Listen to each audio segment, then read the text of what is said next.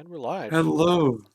Hello. Welcome to, oh, there's the camera this time. Hi, welcome to Roll for Bowl. I am your DM, Ben Competence, and this is a group running, I'm going to change the music.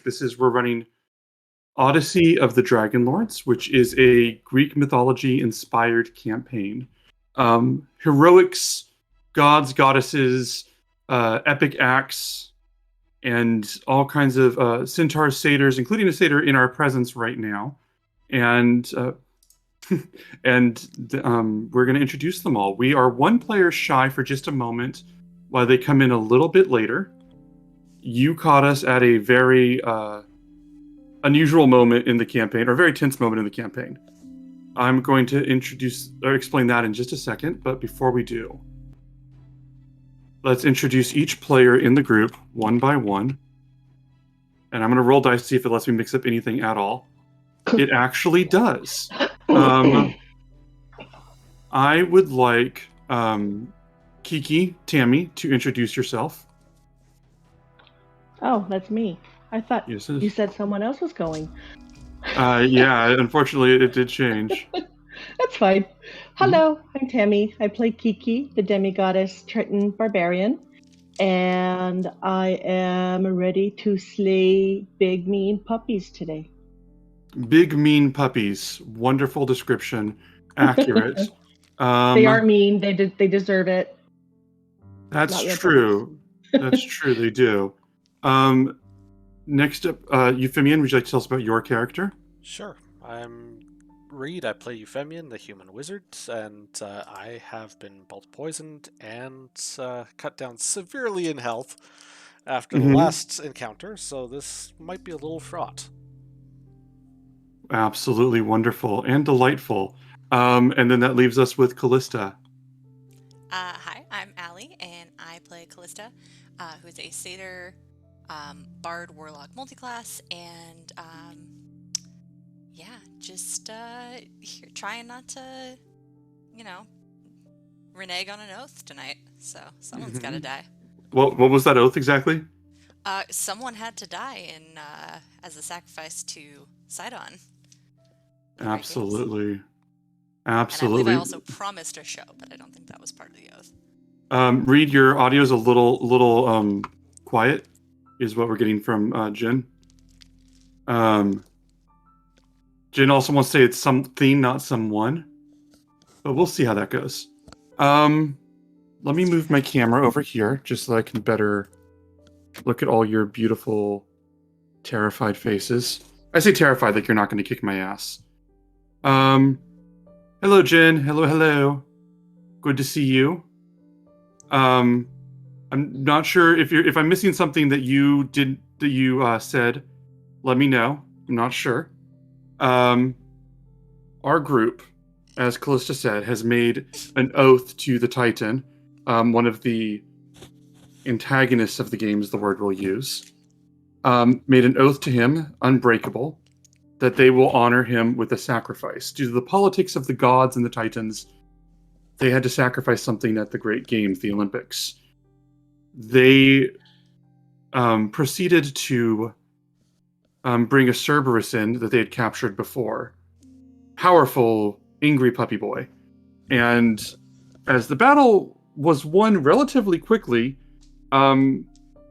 Lutheria, the mistress of death and the titan of dreams, made herself known in person for the first time in this campaign. They've seen her before in visions. She appeared, blessed the Cerberus, imbued it with power, and declared it her champion of fear. As the beast went through a grotesque transformation, we ended our session there. So we are going to pick up pretty quickly in the fight scene. Alex Hizzy wants us to know that Callista is derived from the ancient Greek meaning most beautiful. That is fantastic. Thank you. And as always, if you're watching the stream, we encourage you to chat with us, say hello, give us your thoughts, and yeah, did you guys have anything you wanted to say, ask, or do before we begin? Anybody? Nothing that I can really think of. No. Nope. All right. There we go. I want to, we'll just jump in right now. The moment when the Cerberus, we're just jumping in, folks. We're just going to go straight to the violence because that's what you want to see if you're watching the stream. You want to see these players die or kick my ass. You don't really care who. You just want to see cruelty. So we're going to make that happen.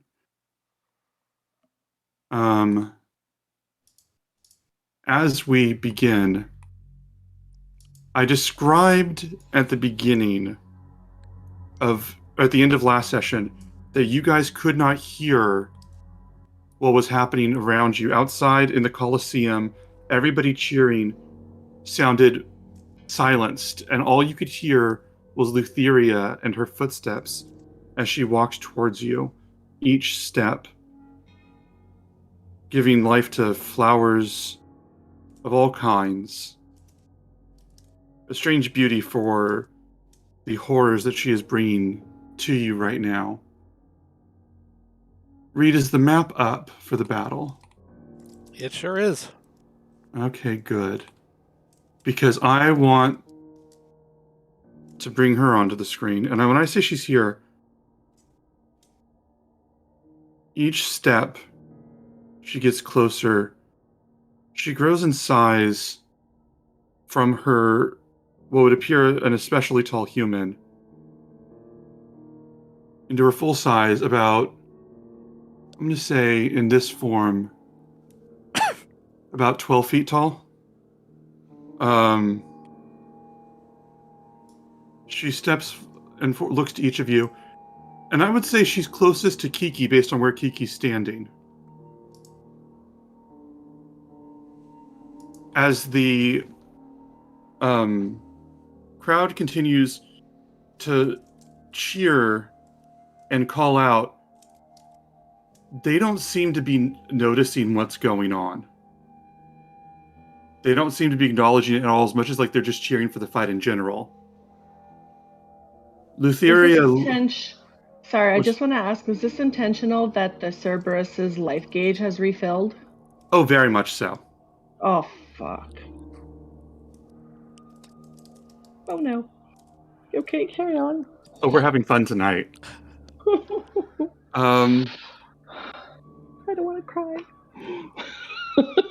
Lutheria looks at Kiki and says, Kiana. And she sort of bends down to observe you and says, you're probably the most honest person of the four of you. You, true to your nature, bestial thing,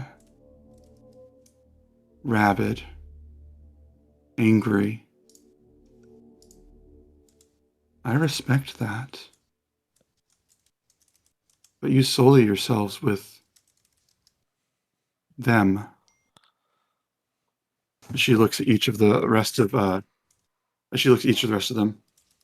Says, doesn't that embarrass you just a little bit?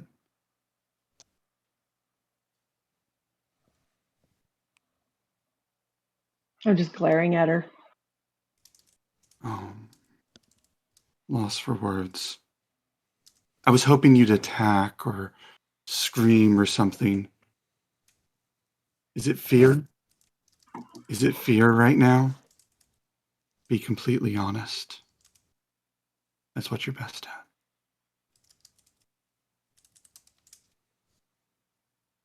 Try hatred. There we go. Very good. And she turns. Allie, your microphone's a little sensitive. Can you Oh no. It's fine. You don't need to mute it or anything. But if you just like turn down the sensitivity or something, that'd be good because it's just like picking up a lot of small sounds. But Lutheria looks at each of you. Looks over at Euphemian. So you're continuing the lies. And you're continuing this lie that you've perpetuated for so long. What did they think when they saw it? These three. They've accepted me for who I am.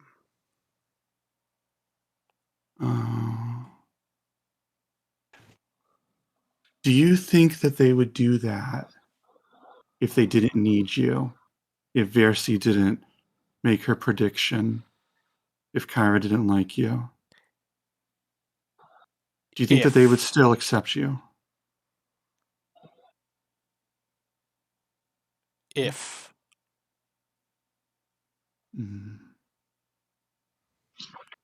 Defiant. I like your spirit. I want to be entirely clear myself. And I would like to be entirely clear that I don't care what you like.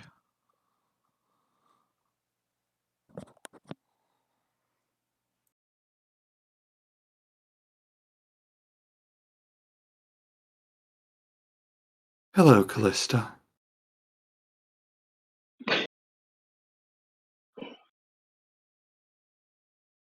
And Prita, what are you most proud of in your time with these heroes? Oh, I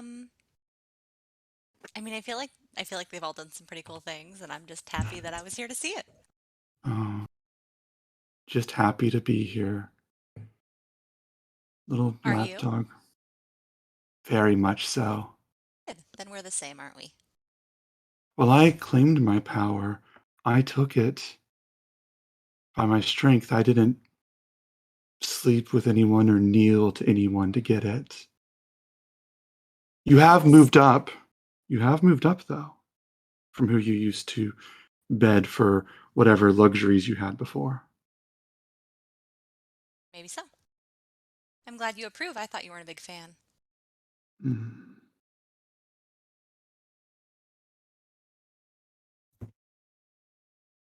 Do you know, Callista, the types of monsters you ally yourself with? I'm going to kind of like look over my shoulder at Euphemian. I'm going to look at Kiki, and I'm going to look at Krarin, and I'm going to say, I mean, I'd like to think so. I mean, I feel like I could still learn a little bit about them, but, that's what time's for. Some advice, very sincere. She looks you up and down, and she says, they'll betray you too. That's what they do. Follow-up questions about that, but I have a feeling you don't want to talk about it right now, so maybe later. Oh, don't presume. You really want to air out your dirty laundry in front of all these people? I said don't presume. Oh, I see. You want me to ask permission so you can say no. More presumptions. If you don't want to ask, if you're afraid, that's fine. How did they betray you? Did you trust them once? I never trusted them. Then how did they betray you? We assumed they'd play fair. Play fair, like, I don't know, hold Callista, people hostage, ruin people's lives, things like that? Callista, I don't like to lie. They depict me as such, but I don't. I believe your friend here, she looks at Euphemian, knows that the worst thing I've done to him was say the truth when he couldn't. Is that not fair?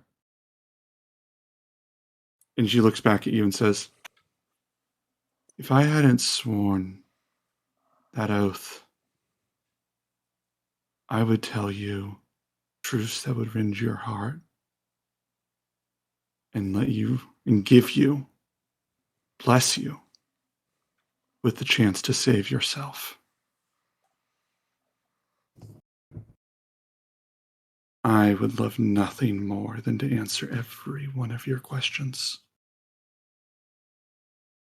So The don't fun presume. thing, the fun thing about dreams and literature is that there's a good amount of interpretation. So you don't always have to say exactly what you mean, and you could still kind of tell me. Um, but also, the worst thing that you did to Euphemian might be that. But I've heard you've done some pretty shitty things to my friend Cray, and I don't know that he's done anything to you. So And she looks at Crayrin and then smiles and looks back at you and says,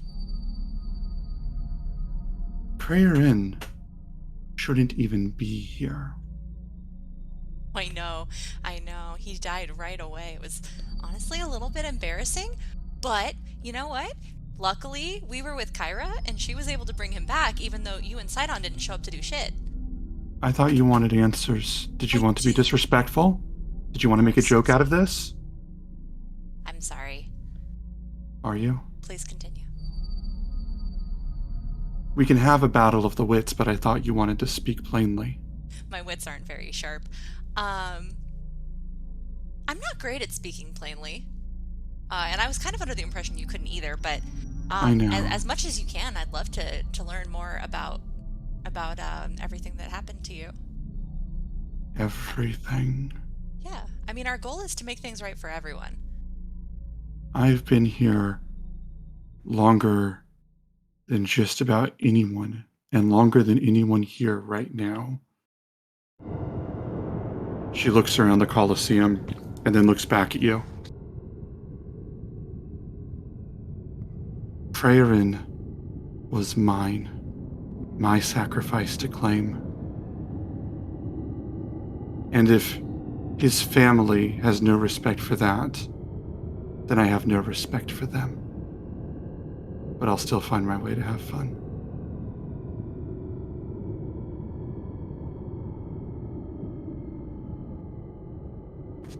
Do you have any other cutting remarks you wanted to make? Honestly, no. Thanks for asking, though. It's very kind.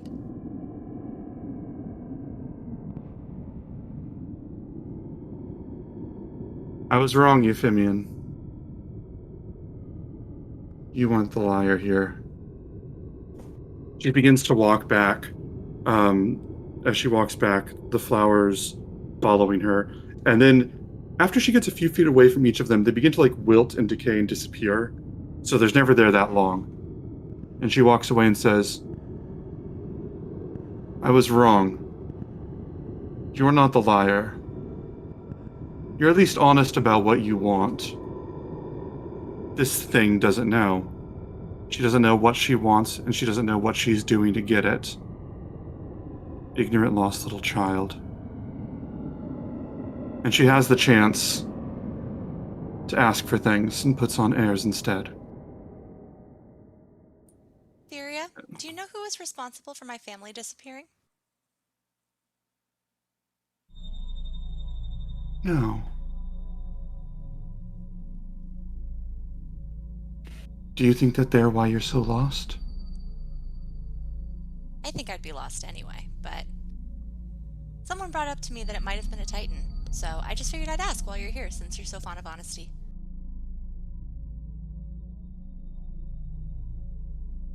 Like many things, it was taken from me.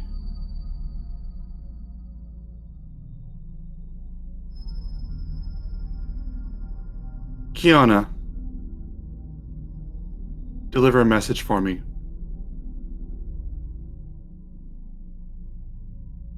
Tell your father time's almost up, and there won't be a second after that.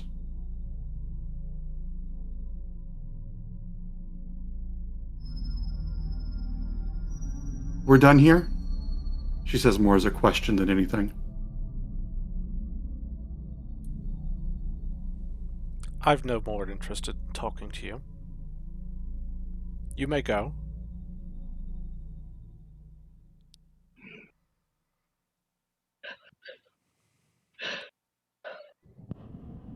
Very well. And she walks. As she does, she slowly fades out with the flowers disappearing behind her.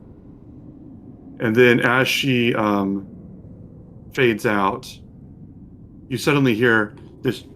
Gavin, you're just standing there. What are you doing? You promised a show. And like you see Acostus in the distance going, is something wrong? You seem to be standing there terrified of this thing. If you want help, simply say that you need help. He calls out to you. And you realize that during all of this, nobody else outside of the Colosseum saw any of that. And it just sort of looked like you guys were standing around talking to each other. We're watching the scene loading animation. The cinematic is still happening. Yeah. The Cerberus again, choking to life, and this time looks, and there's 3 of the heads, which I've color coded with the red, blue, and or green bar. Right, middle, and left, respectively. Is that right? Yes. The one on the right, I mentioned before, it's looking at Crayrin and just... But as it's salivating, it's not saliva falling down, it's just it's flowers and leaves just cascading out of its mouth, and then immediately dissolving and melting on the floor when they... dissolving and wilting when they hit the floor. The one in the middle, its mouth is frothing with green glowing energy, trailing behind it like mist. And the one on the left, when it looks around, sometimes an eye in the middle blinks, watching each of you. I believe, if we're just going to get right into it,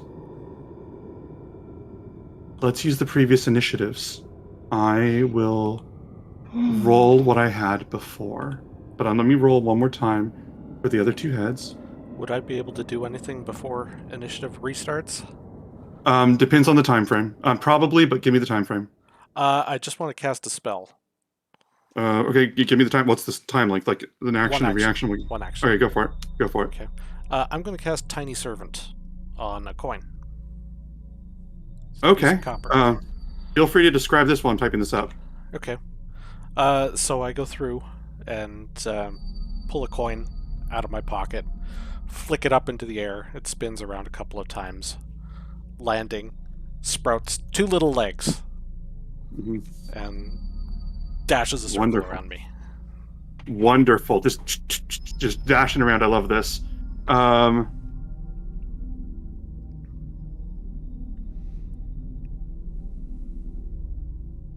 was that? 1 second.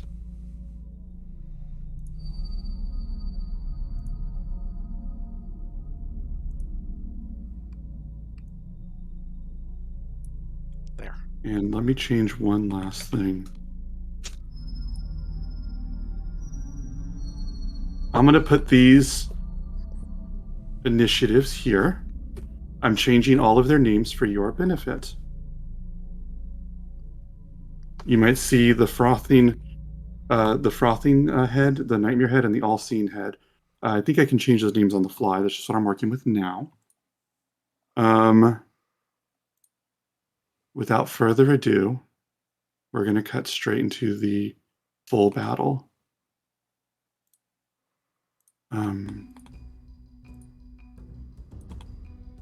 The nightmare head turns.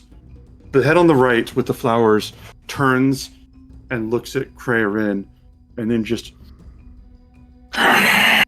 lets out this breath, like this breathing attack. As it does, flowers spill out of its mouth onto the ground and just flow out in a 15-foot cone.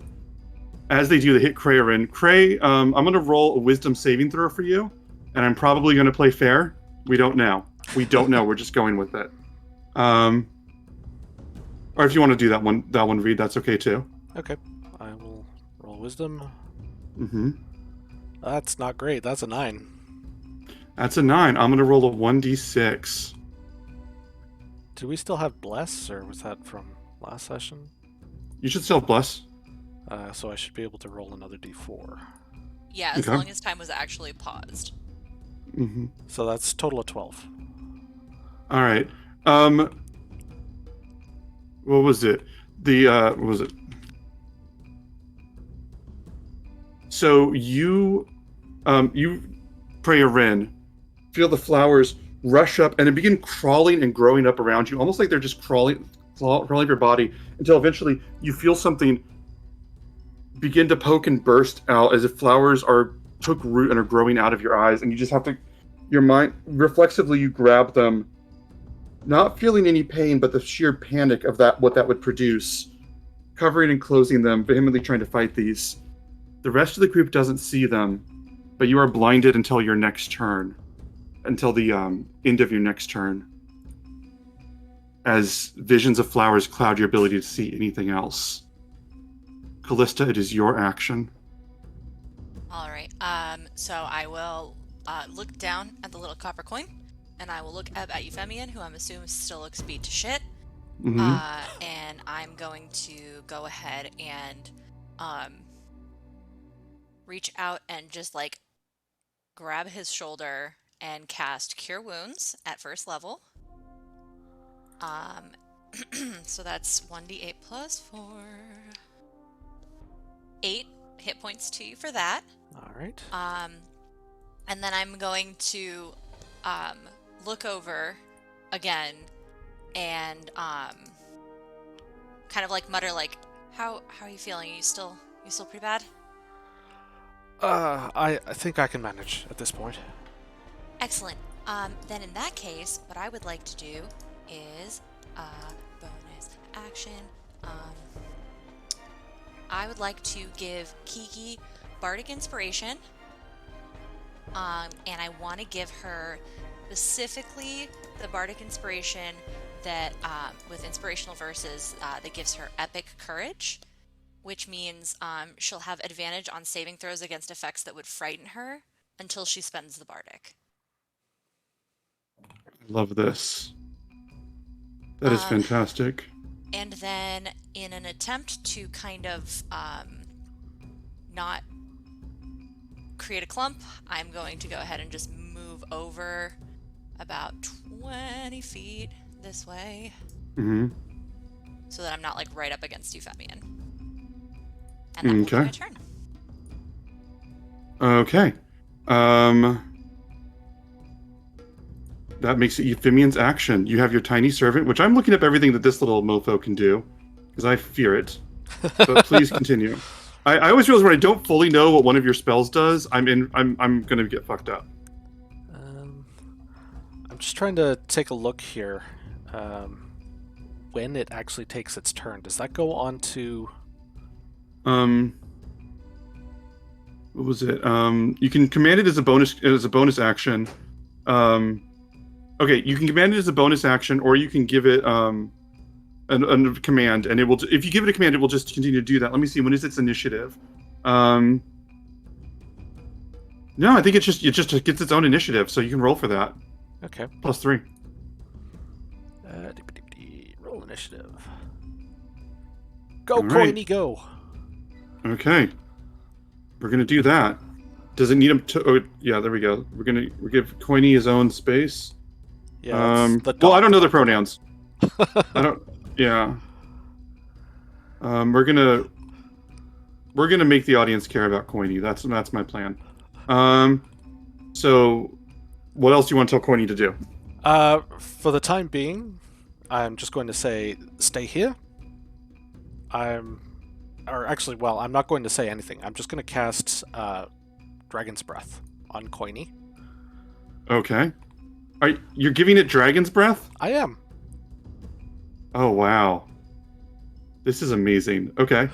And anything else you wanted? So basically, it can breathe fire. It can breathe fire now, right? I'm going to choose. Let's go with lightning. Okay, so it can breathe lightning. Yes. Cool. That is amazing. I'm gonna say, here we go. Let me double check one last thing. And it's gonna stay right there. It's going to stay there, and then I will use my action to cast. Let's go with, at the moment, Sacred Flame. Okay, give me one moment. My computer got real slow all of a sudden for some reason. I think I just lost what I was doing. Can you hear me? Okay, so you're casting Sacred Flame. So what is that, a dex save for them? Yeah, just for one of them, I assume. So Okay. one target. So I'm gonna go with Nightmare Cerberus. Nightmare Cerberus. Okay, a dex save on Nightmare Cerberus. I don't see the result. The results don't roll it for me. So what is that? What did I get? Did you guys see? I don't see anything. Okay, my system screwed up. Let me roll elsewhere. I'm gonna roll on your guys' dice. Don't look into it. Callista, I'm rolling on yours. It doesn't mean anything. Sounds good.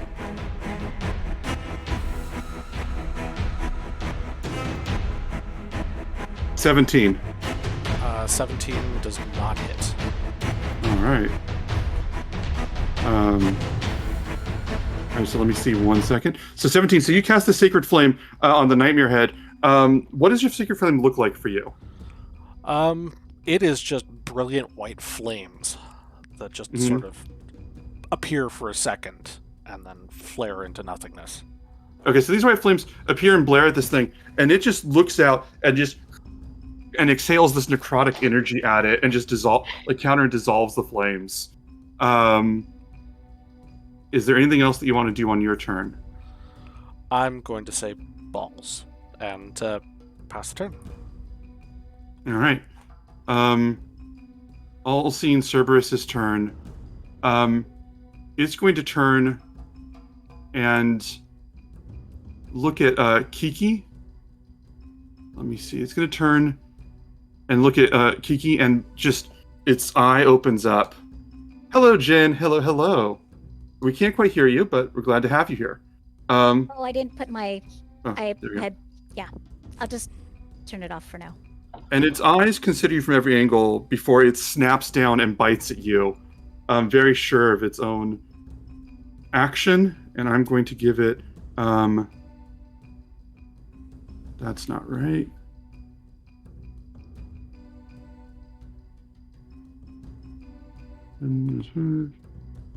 Is 13. It bites down on you. Kiki, how would you block this? So what's coming after me? His snout? He's trying to bite at you, like just bite you with his Cerberus mouth, but all of his eyes are watching you. I would say basically I'm gonna put my two big crab claws like this and kind of catch him on either side of the snout, and just to stop him like that. Okay, yeah, you stop him. You block this thing as it turns and looks at you, and all of its eyes like racing, analyzing you, considering you as it pulls back on its turn. One more thing I have to decide, actually. No. No, that's a fair point. I did the math wrong. It looks at you, bites down, snarls, and its top eye glows as it sees you and understands you just a little bit better. And that's where we're going to end that turn. Krarin, it's your action. That's not ominous at all. No. We're doing great, guys. Talk about, I come up and it's my turn, y'all. Great timing, really. That was, awesome. Okay, so, I'm blinded, so that means I can still move. Yeah, you can still move. You have disadvantage. I just have disadvantage on when I hit. Oh, yes. Come on now, y'all. I'm picturing running and walking into the wall. No, I think I could hear the champion of fear in my face. So, I'm gonna go up, name, you guys. and I'm gonna go and I'm just gonna try to hit it. I guess I got no choice. So, roll, it's at disadvantage, right? Yes. Okay, so where the hell's my? I got everything nearby, but it's too far for my short little real arms. Cray's arms and Jen's arms are tiny. Okay, let's see if I can do this. Negative. So, did it pop? Oh, I heard it. Crit fail. Boo. Crit fail. Do you want to describe your crit fail? Well, I'd imagine, Action. I see, yeah. I imagine that, as Lutheria was walking away, I'm giving her the double finger, and then all of a sudden I get blinded. So I'm like, fuck, and I'm like trying to do it, and I totally whiff. That's fantastic. Just that's too how I much going on. Yeah. Too much going on, yeah. And so I'm like, well, fuck, I'm gonna try it again, and then I'm gonna try to hit him just because I can get 2 actions. Oh yeah. Do that. So I'll go ahead and try hitting again, with a 12. 12 does not hit. Fucking fuck. As you go and strike at this thing, and it just lashes out, swings its head, and pushes you and like knocks you back without hitting you, without biting you, but just pushes against you. Let me adjust the music on this. And is there anything else you want to do on your turn? I don't think I have bonus actions unless it's like my key points. So I think I'm okay. I'd like to stay where I'm at because at least I know where it is. So yeah. All right. I'll just hang there. Yeah. All right. Well, now it's time for the leader of the group, Coiny. What do you want to do on your turn? Coiny stands there. You know what? Let me double check one thing because I'm going to narrate for Coiny. You're just sitting there. What's the name of the ability? Tiny Servant. Tiny servant. No, the spell you cast. Tiny Servant. Oh, The dragon thing. Dragon's Breath. Okay. specify which spell, Ben. Jeez. Yeah. Only have like 8 things to keep track of. Jeez. Yeah, that's right. You know, the spell Dragon's Breath actually clarifies that they need to have a mouth, but we're gonna work with that. He's got a mouth on the head on the back. That's why I chose a coin. I am no. Maybe. Sure. But you see Coiny just only has the legs. You said, right? No arms. Just stamping up and down, like sort of psyching itself up, like, okay, this is the moment. And that's just it on its whole turn. I wish we could find a GIF for that, guys. Yo, if you can find a GIF for that. The Cerberus with the necrotic energy, there we go, is going to turn and try to bite down on Krarin. I should have taken patient defense. Fuck. What is your armor class? Not that great. Let me just see here. It is. Come on, work my thing. 17. 17. That's enough. As it tries to bite down on you, and as it does, the energy like splashes out, but you're able to duck and dodge and move out of the way quickly as it looks at you. I stick my tongue out at it. I know I can't see it and stuff, but. Cool. It's going to use a legendary action to attack you again. Oh, for fuck's sakes! I'm gonna do more. It just when you stick your tongue at it, and bites down. And just apparently I could do a dog bark. I did not know that about myself 5 seconds ago. Life is different now. Yeah. That's right. What was it?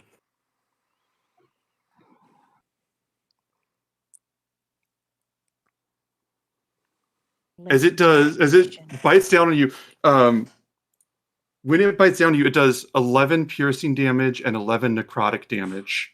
Oh. Sinks in as it bites into your I'm gonna say arm, bites in let's go. And as it pulls back, you see the blood dripping, and you see this strange silver energy from where it bite you wash into itself and into the rest of the heads. Ah, bitch. Wait a second. What did you say? How much? 11 plus 11? 11 piercing, 22? 11 necrotic. Yes, 22. 11. Oh, Yes. dudes. Are you down? Cray, after sticking his tongue out, goes BAM. Cray collapses as this thing rises. I only had 20 hit points. I thought I could deal with it. You hear from the audience, you hear, Krarin! And you see Kyra standing there, like, stopping herself. Vallus looks at her, like, just looks at her very authoritatively with complete purpose, and Kyra's, Kiki, it's your turn.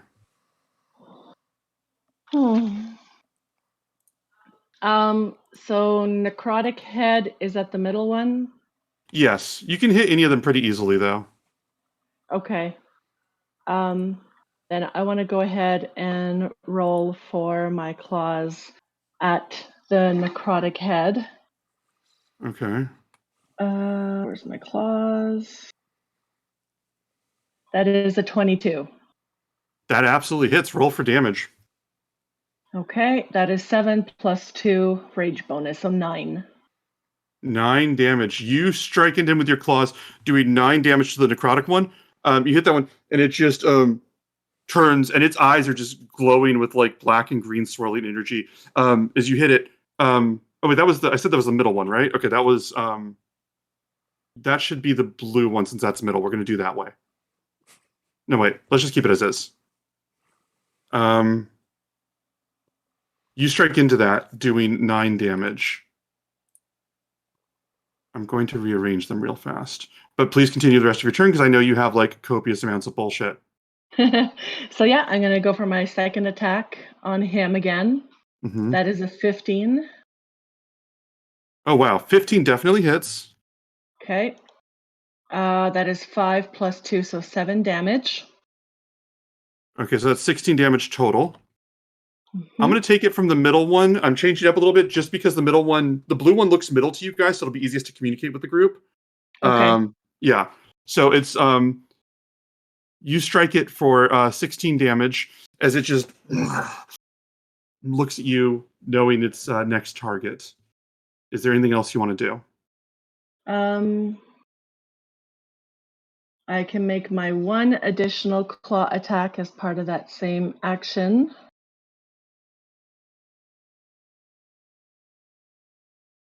So that one is a 14. 14 does not hit, but do you still have any blessings or boons or anything? I have Bardic And as you have well Bless. as Bless. So I'm going to go with the Bless. Okay. Great, so 17. 17 hits. Roll for damage. Okay. 5 plus 2, 7 again. 7 damage. You just tear into this thing. You use 7 damage, and it just as you hit it, it doesn't even like before when you fight it. It was like it would like yelp or whine or something. This one just winces for a moment and then just looks at you with these misted over eyes. That's all it does is a reaction. Is there anything else you want to do? Nope, that's it. I'm going to stay right where I am. Okay. I'm gonna give on. Let me see. On Nightmare Cerberus's turn, it's going to turn and look at Kiki, and it just. Actually, you know what? I'm gonna do this.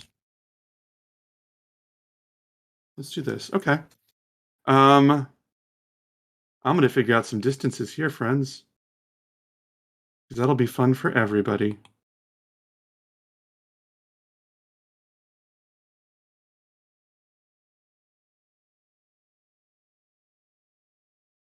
Fatima, hello, hello. On this one's turn, it runs over in this direction. Running towards Callista. This does give Cray an opportunity to attack. Cray, do you want to take it? No, I'm unconscious. Oh, right. That's good. We're good. Being unconscious, does that mean like I'm still blinded? No, you were blinded till the end of your turn anyway, so you're good. Oh, okay. I was going to say, unless it could be like a death reflex. Yeah. Generally speaking, unconscious people are also blind, but This is true. be a little semantic there. Yeah, no. This one, the one that's breathing flowers, like this vision of like these flowers begins to wash over you. I need you to make a wisdom saving throw. Me? Yes. Oh, okay. Yeah, I didn't know who either. Sorry. My bad. I don't need to communicate. Yes. All right. That's a 14. 14 is not enough. I'm going to roll on the table now. Ooh.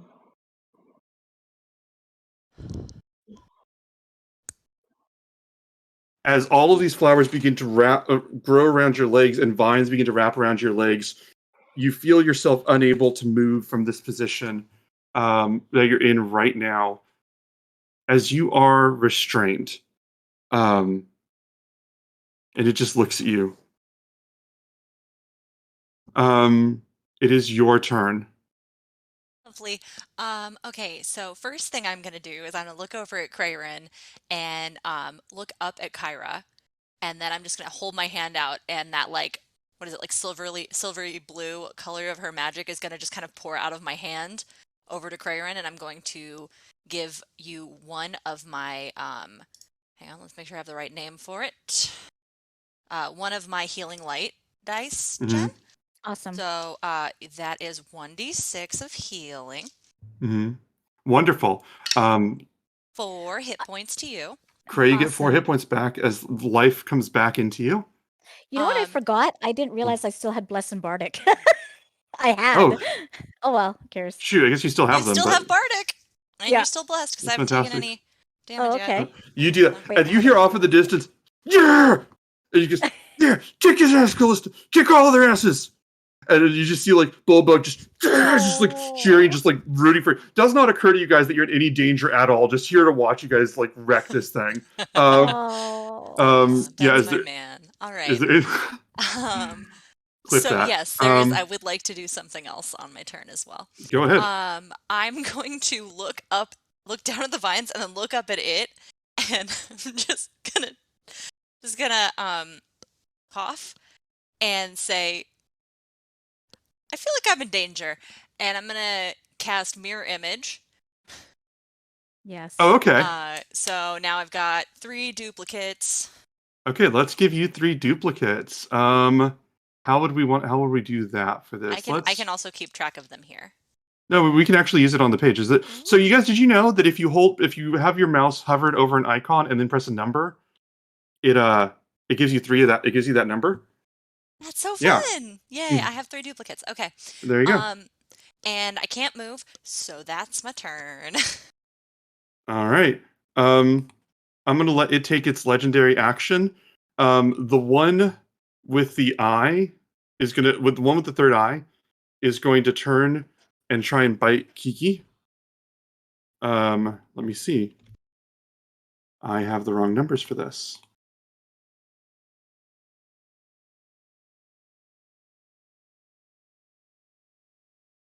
$18 hits, correct? Mm-hmm. As this thing looks at you and strikes down. That's not what I meant to roll. Is it? It is. Are you in a rage right now? Mm-hmm. Okay, then it does 10 piercing and 3 poison damage. So that is halved. That's the final number. It did 21 plus 3, but then that was halved to 10 plus 3. Okay. As it bites into you. I want to say what it was doing. It was on its turn. All of them were looking at Callista, and then just like out of nowhere, the one with the eye just turned and like bit into you. Just like the body shifted and bit into you. Like that was like always like it was always the plan of this head. Euphemian, it is your turn. I am going to direct Coiny, using my bonus action, to go breathe thunder on the Cerberus. Okay. I love this. So you're gonna tell it on its turn. Perfect. Yeah. Perfect. And then And yeah, when that happens, Courtney just like crouches its legs, like, okay, I got this. It's go time. And then I'm going to move forward. 1, 2, 3, 4. And I'm going to cast Burning Hands from here. Swap the damage type for cold. Okay. Perfect. What's the save on that? Save is dexterity. 15. 15. And so I'm assuming I'm doing it for all 3. Yes. Assuming I can hit all 3. You can. Roll the damage and then we'll calculate it afterwards. Okay.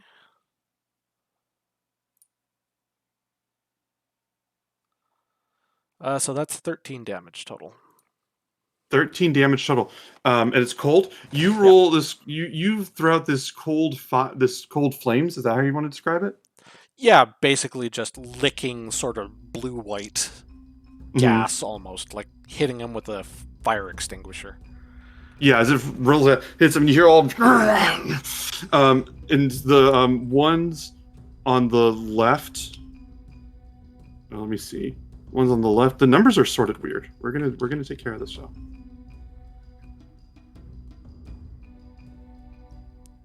As the ones on the left and right both take full damage, and the one on the middle takes half. They all recoil in anger at this, and the one with the eye looks up at you and its eye glows. Is there anything else you want to do on your turn? I will use the rest of my movement to move a bit back. All right. Have you moved back? Yep. Okay. On this thing's turn, it is going to run closer towards you, and the Cerberus with the eye is going to. Let me see.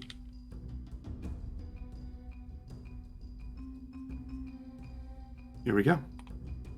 It's still within my range, right? Yes. Okay.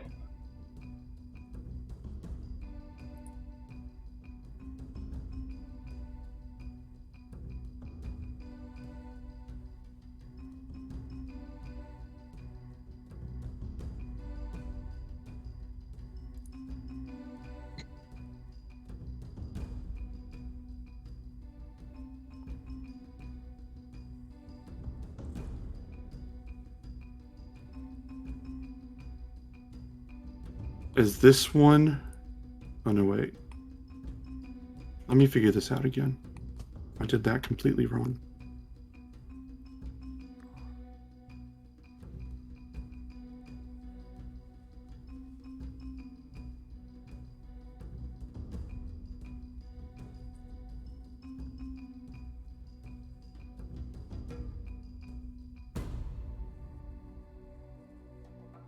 How many hits do you have? 21. And if it matters at all, I will shield and or absorb elements.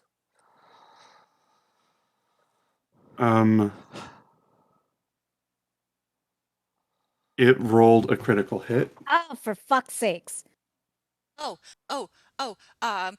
Silvery barbs.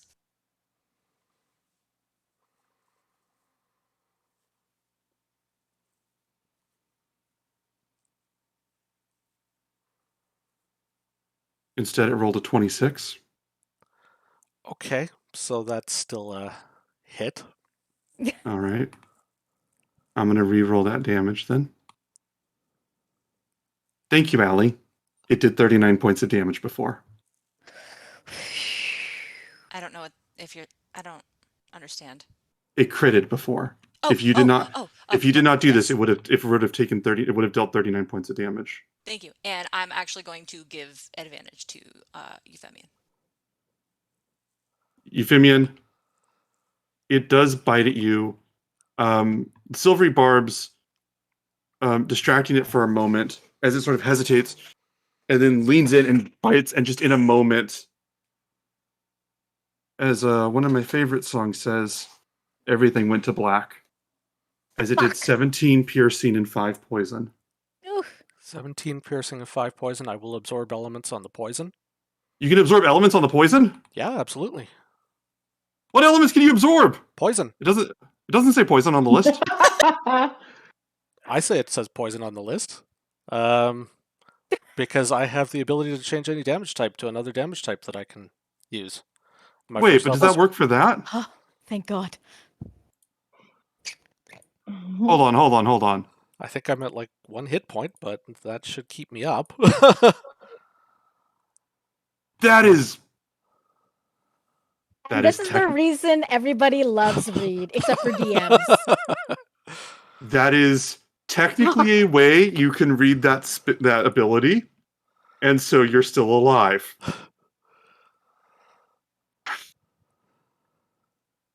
There we go. As you pull together all of your wit and quick thinking in your magics and your book, and wind this into something that can keep you still standing. So yeah, bringing you to 1 hit point. 20 damage, so 1 hit point, and I have to concentrate. Oh yeah, roll your concentration check. Oh, you're on your tiny servant. That's right. No, on my dragon's breath. Oh right. It's 12. So half the damage, so 10. So I should be okay. You hold on. Craven, it's your turn. Okay, so That was with a group my effort. 4, that was a group effort for sure. All right, so with my 4 life, I kind of, I guess, black out, and I'm on the floor, and I'm like, fuck me! I get up, and I have 45 feet of movement. So half my movement, I would say that's 20 feet, yeah? Yeah, before you move, you just hear Lutheria whisper in your ear. Just stay down. You know you Fuck want to. you. Listen, if you wanted to sleep with this, you just have to tell me, fucker. And, I don't know if can I say that out loud, or Sure. is she just... I'm saying it out loud. Very few people can hear you guys out of the Coliseum because everybody's screaming. Okay, so I don't know if anybody hears that. But that's basically what I say. If you want to go sleep with me, you just fucking tell me, you bitch. And then I'm going to go, I think I can go 20 feet here. And I don't have blindness anymore, yeah? Nope. All right, so then I'm going to go and smack it. Because I'm going to smack the middle blue thing. Mm-hmm. Whichever the one that is, because I kind That's of... the middle one is the one that's like mouth is frothing with necrotic energy. Oh, yeah, fuck that asshole. Okay. Actually, no, don't do that, guys, unless you really want to. That's whatever That's a you whole wish. separate thing. That's a whole separate topic. thing. Yeah, that's a whole entire D&D thing. Anyway, so I'm gonna go and try to hit it. It's a dex save versus a con save. Okay, that hits. That's roll damage on that. So I think we said it was two-handed because I don't have a shield. I just assumed fuck Yeah. you, but it's still a 5. You strike, you hit it for 5 points of damage. Is there anything else you want to do? I mean, there's a million things you want to do. You're a monk. Just trying to think. Actually, I'm going to take my second attack. No flurry of blows or anything. I'm just going to take my second attack. Mm-hmm. So I'm going to smack it again. And I smack it for 24. 24 definitely hits. Okay. I'd forgotten. No, if I do an unarmed strike, I don't know if that takes a key point or not. If I do an unarmed strike, It doesn't. To do an unarmed strike, no. Just to get to the basic one, no, that's inherent. Oh. Why? What are you thinking? Okay. No. I'm just thinking it's like as a bonus action, I could hit it again. No, you can always bonus. If you use your monk weapon or unarmed strike, you can always bonus action with a unarmed strike. Okay. Okay, so now 8 damage to hit it. 8 damage to it. The middle one. Yeah. You strike that one again, and its mouth is like bleeding this hemorrhaging this green oozing fluid from its from the sides of its mouth. Gross. And then I would like, I don't know if it's gonna work or not. I'm gonna try it. I'd like to do stunning strike. On that one? Okay. What does it have to save against? I'm trying to find it. I don't know. Con save DC 14. Yeah, sure. You know what? Better than I do right now. Yes, con save 14. Stunning As you strike it, you hit it, and it just and like all this energy like splashes onto the floor, and it looks at you, but it's sort of looking past you, like not really processing what's in its direction, as the middle head has been stunning striked. Oh, for fuck's sakes! I'm gonna use this for the I'm gonna put the number 2 just to say it's the second one. Is there anything else you want to do in a turn? Be like, okay, Kiki, I've done what I can. It's gonna kill my ass now. Coiny's turn. What is the dex save for a Dragon's Breath from Coiny? It's my save, so it's going to be 15. All right. I'm gonna say so. Coiny just like kicks up and just how close does that have to be? It has to be what's the distance? 15 feet. 15 feet. Oh, so it stays where it is. Stands there and just jumps up like its tiny little feet and then lands and turns this coin head down, so the coin's facing, and then just this fire burns out. What was it, ice fire you said, or does it get to choose? It is Lightning. thunder. Yeah, sorry, Thunder. Oh, lightning. thunder. Lightning. Okay, this lightning energy crackles out, and it's to hit all three of them. So all three of them have to make dex saves. What was it?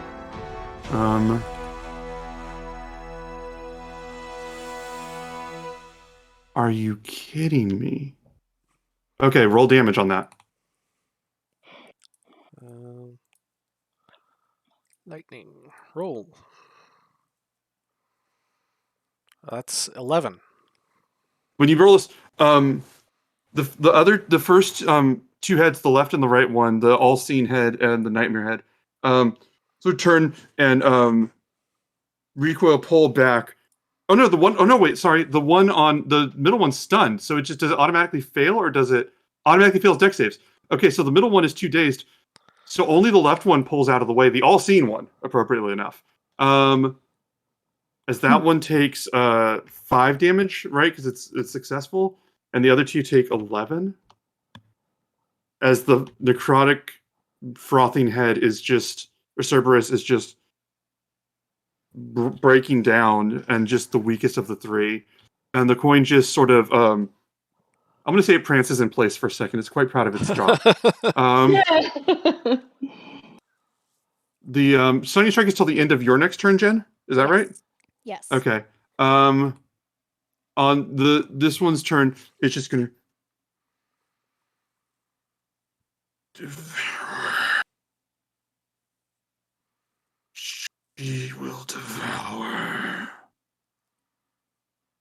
And You just devour my dick. I mean, never mind. I'm not going to say that.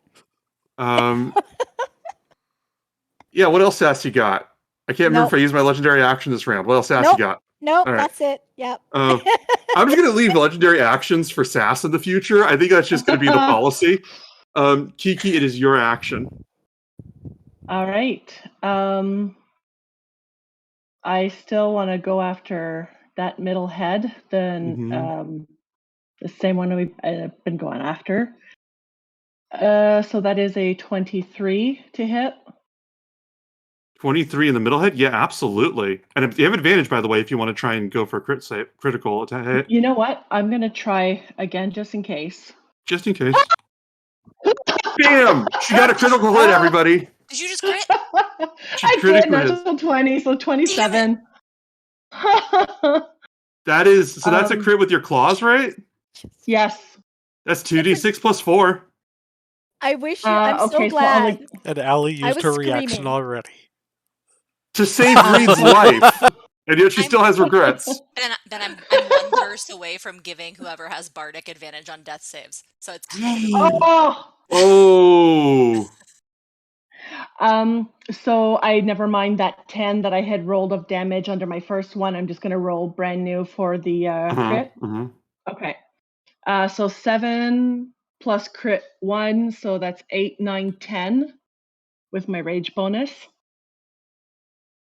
So it's 10. Okay, so it's 10 total. Yep. In the middle one, you hit that one. It's just dazed, and says, "Stop." Actually, no. What it just says, "We're not done with you." And then you got the rest of your turn because that was your first attack, I believe. Yep. And I'm not done with you. So I'm going to go ahead to hit it once more. Natural 20 again. Are you kidding me? That's not even at advantage. That was not even advantage. So if I were to do advantage, it would be 18, but I'm going for another fucking crit on this, buddy. The barbarian got 2 crits in one turn. Kiwi, stop licking, but you're giving me luck. Okay, so damage on that one, 6 plus 1, 7, 8, 9. 9 damage on this one. As you just strike it, you said, but we're done with you. Is that what you said? Uh-huh. How do you want to do this just for the middle head? How do you want to finish the middle head off? Snip off the end of his snout. You just bite and just as blood flow, this green viscous blood Sorry, real flows on the pockets floor, everywhere. and Stop it. and PETA cancels us, and this thing just You its killed head my just hangs low. The rest of the heads are still moving. It hangs low. And again, I'm gonna say it's not dead. Just for flavor, it's not dead. It's too weak to have any effect on the combat going forward. So it's effectively dead. Same difference. Okay. And then, Oh yeah. Oh well, sure. Why not? oh yeah. So I still get my third one here. So I'm gonna go after the next bad one. We want to do the magic mouth, the green What? frothy mouth. There's the flower. There's one of the flowers and the one that's like all seen. So yeah, flowers. Okay, go for that one. Give him the clamps. Oh, that's Um, okay. So that was a natural one and a 16. So I'll take the 16. you don't have advantage on this one. This one's not stunned. Oh, okay. Then that was a natural one. So 8. Okay, we're gonna go straight into its turn for the flavor of this. If you'll indulge me. All 3 of your hits would have qualified. Keiki, I need you to make a wisdom saving throw. Oh no, that's being against being frightened. That's a 13. Okay, let me roll on this. Bardic. Sorry, not Bardic, but Bless. That is 16. All right, there you go. Also Bardic, I think. Or did you use it already? You used it already. No, I did not use my Bardic. No. Okay. Let me roll. Basically, what I'm going to say. So you redeemed your Bardic right now. Already Bless. No, my Bless, yeah. I'm going to say that basically, you go to strike at this one, and when you do, it just roars and just like all of these. Let me think for a second. You just get this flash of an image of all of your friends, the shapes of your friends collapsing under the weight of flowers, just bringing them to the ground. And as you realize, you shake it off immediately, realizing what it is and the vision that it is. I'm going to say it doesn't hit you, because if that had failed, you would have gotten the frightened condition for a turn. So what I'm saying is the way that this natural one syncs out with it is that it distracted you enough that your attack was lost. And that's how both of the turns resolved. Narrative. And that is its, and that would be its turn. Callista, it's your turn. Okay.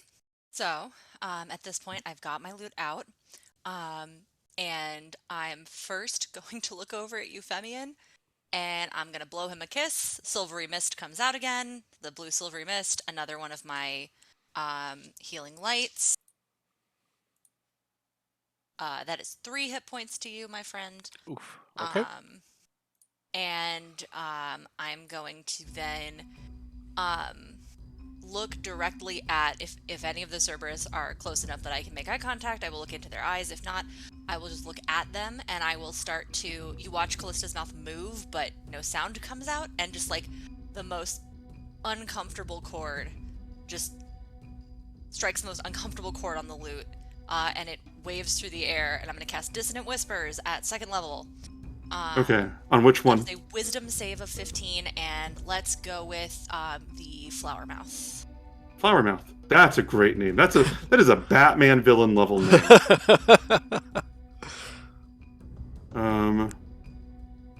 Let's see, and so let me double check something. Roll damage just in case. So it's called Champion of Fear, yeah? Champion of Fear, Flower Mouth. Mm-hmm. So I like it. 46, 15 on a failed save. No, I liked the sound 15 of it. psychic damage? 6 damage instead. Yes.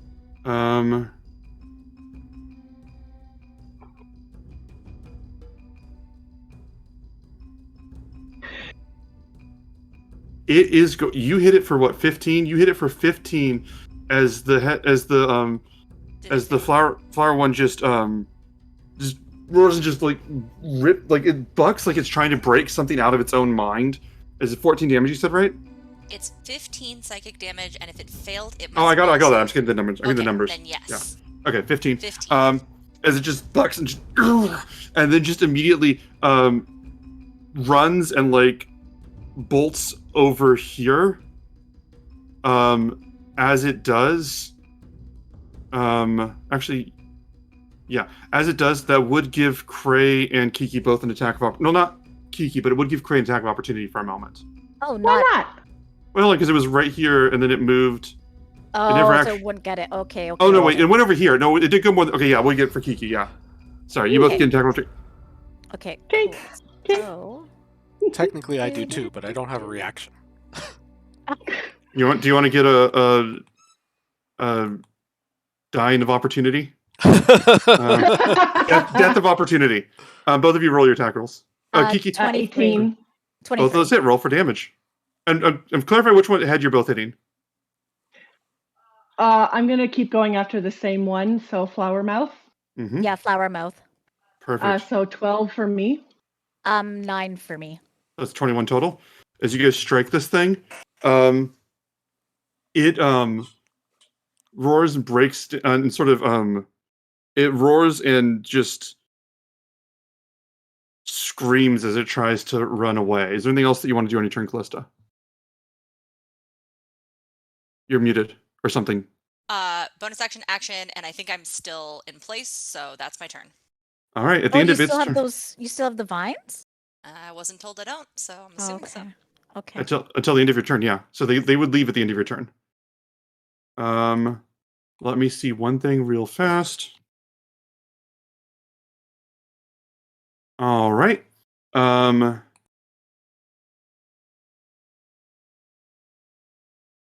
me see. Nope, that's not right. I rolled some weird math. No. As this thing chomps the one with the 3 eyes bites towards Krarin as they move past, and then immediately its mouth begins to open up to just break Krarin in half, and then just gets pulled away as the other head, in its panic, is pulling the entire body backwards. It rolled a 10 to hit you on its legendary action. Euphemian, it's your turn. I flipped a coin to see which one of you two it would attack, because I'm pretty sure it can down either of you. Well, maybe not Kiki, but it could do a lot to Kiki. Euphemian, is your turn. All right. Just to confirm here, the poison that I've had, I don't think it's been relevant so far, but should I have been rolling anything for that, or is it just I'm out of it until... I would say I'd say you expired, because it was basically, well, it was during the first fight, so it sounds like it would have expired by now, I think. Okay. But you guys blessed, and let's just be fair and say the blessing and the poison expire at the end of this round, because I don't think we were tracking them, but they were going across the 2 fights. So you have it for this round, just because I don't want to sideswipe you with that. Okay. What was that, Allie? I was tracking Bless. Oh, well then track it. What's the number? How long has it been? I got 5 more rounds. How long does it last? 1 minute. So as long as time was paused, we were having the discussion with Lutheria. So it's only been 5 rounds since since you cast it? I believe so. It's only been like 4 since we started today, and I think I cast it at the beginning. So I mean, we could just call it over. That's fine. No. I'm asking you. I'm not trying to cheat you. I'm asking. So... I've been counting since the beginning of this one, and I was pretty confident that we only had about 1 round after I cast it last time. But I could be wrong, and I probably am now that I'm thinking about it. So you know what? I'm just gonna go with your ruling and not be. No. I was literally. I'm not trying to be pedantic or take anything from you. I'm trying to make sure that I get this right. So if you have numbers, that's good. It's been 4 rounds since we started this round. Okay, so it's been 4 rounds for this one and 1 round for the past one, so that's 5 rounds total. So we got 5 rounds left. So you're poisoned for 5 more rounds, but good news, you're also blessed. Okay. And no saves or anything for that. Okay. Let me see. Let me double check. Apparently not. I don't like how they built this. Please continue. Okay.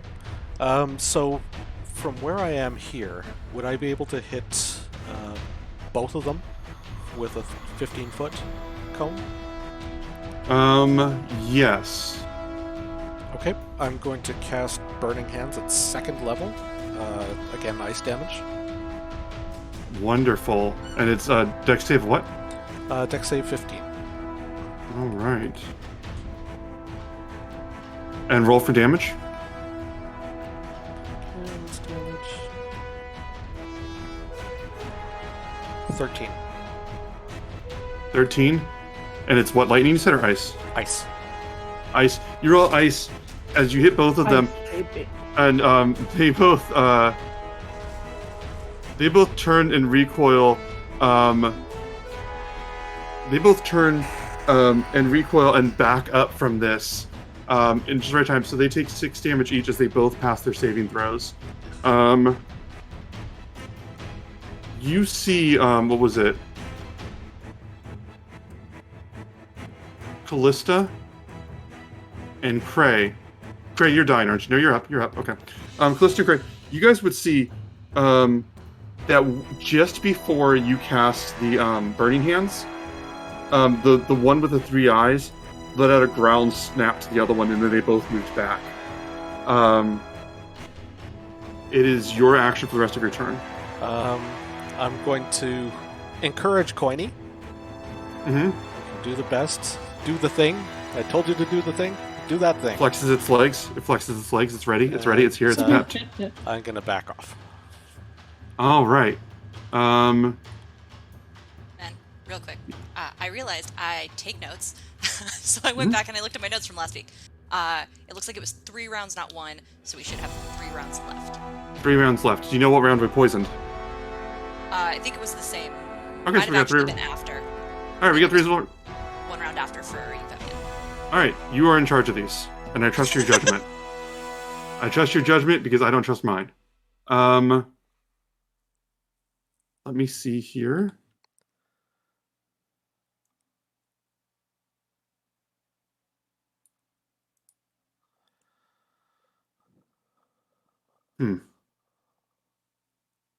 Yeah, we'll do that. We'll do that.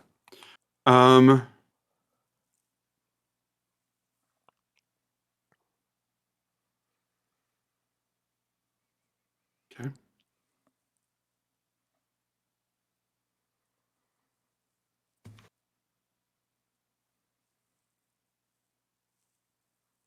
The all-seeing Cerberus looks around and then looks at Crayren,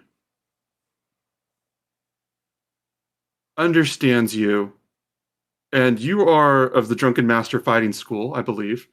And you see, as you begin to prepare to move, you notice that for just a split second, its head is sort of moving and shifting exactly in unison with you, as it seems to be reacting to your movements almost before they happen. And then it just dives in, bites, and just crashes down. It rolled a 24 on its hit. 15 piercing damage, 5 poison damage. I think you're muted, Jen. You are resistant to poison damage, Karen. Jen, you're muted. Oh, you're not muted. Your microphone's just off. There, I heard that. I heard that, whatever that was. You can't hear me, though. Can't hear Hello? you. We can't hear you. But it's something on your microphone. Because you move your mic or something? Because... Nope. Because when you moved your microphone, we could hear you for a second. Do you want to change the audio source or something? Nope. Just assume that if we don't... There we go. Oh, there he goes. Okay, I don't know what is happening, but it works now. We need to get you some headphones. I know. This thing it did 15. She's resistant, then it did 17. Yeah, I've only have 4 hit points, so... It just crashes, bites, grabs Crayren, lifts him up, and just slams him on the floor. He does not get up and pulls back. But I would like to use my reaction for an epic verse. Why? Because what's the react to? One of them is when one of my companions is reduced to 0 hit points by an enemy. So perfect. I think that's tragedy. Mm-hmm. So I will epic verse a tragedy for my reaction. Craven, I need you... Is it really a tragedy when Cray falls? I mean, it kind of happens all the time now. Craven, I need you to make a death save. Okay. Actually, before you make your death save, before you roll that... Oh, don't you roll it for us? No, because I want to ask you before you do it. Okay. Out of these people in the arena, What one person would you want to most see before it's your time? Seema. Roll your death save. Bless. Guys, And I don't know advantage, how to right? roll death saves because somebody else does No, it. you have advantage. Oh, Death It's just a save. D20, right? Just a straight D20. Okay. Bless. Plus?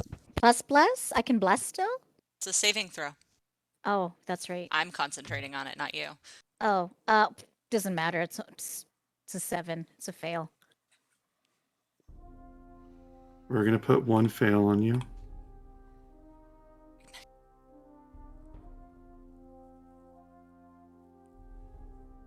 I can put that.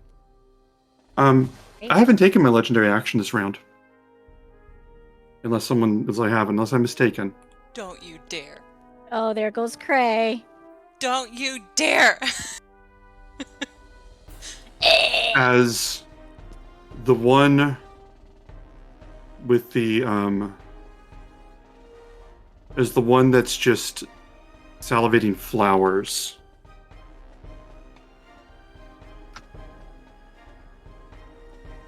Looks over and just I'm gonna say looks over and just just grabs and bites and just throws Cray back on the ground again, giving you a second failed death save. that's 2, isn't it? Isn't it? It is 2. Yeah, one more and we're done with Cray. But no, it's 2 because it's automatically a critical. It's automatically a As a crit, melee, so so he's dead. I'd be. So No, I'm no, dead. it's not. Hold on. It's not automatically a crit hit to hit somebody. 1 second. They're prone or unconscious, I think. Mhm. Give me a second. Hold on. Well, Lithia got her sacrifice. It's for Sidon! The initiative order is a little weird. Shouldn't Coiny have gotten a chance? Oh yeah, good point. Oh yeah. Because Coiny's at 11. Hold on 1 second though. So an attack from any critical hit is a death save. It's 2 death saves. It's Two 2 for death melee. saves. Oh, I never knew that. I've always thought it was 1. Oh man, I have bad news about the Curse of Strahd campaign. You guys Allie's been running. Then you know what? We're gonna go back in time for a moment because Coiny would actually have a chance to go first. Coiny would run forward and Sacrifice yourself, Coiny! do the Dragon's Breath, which is what to save? It is 15. 15. Okay.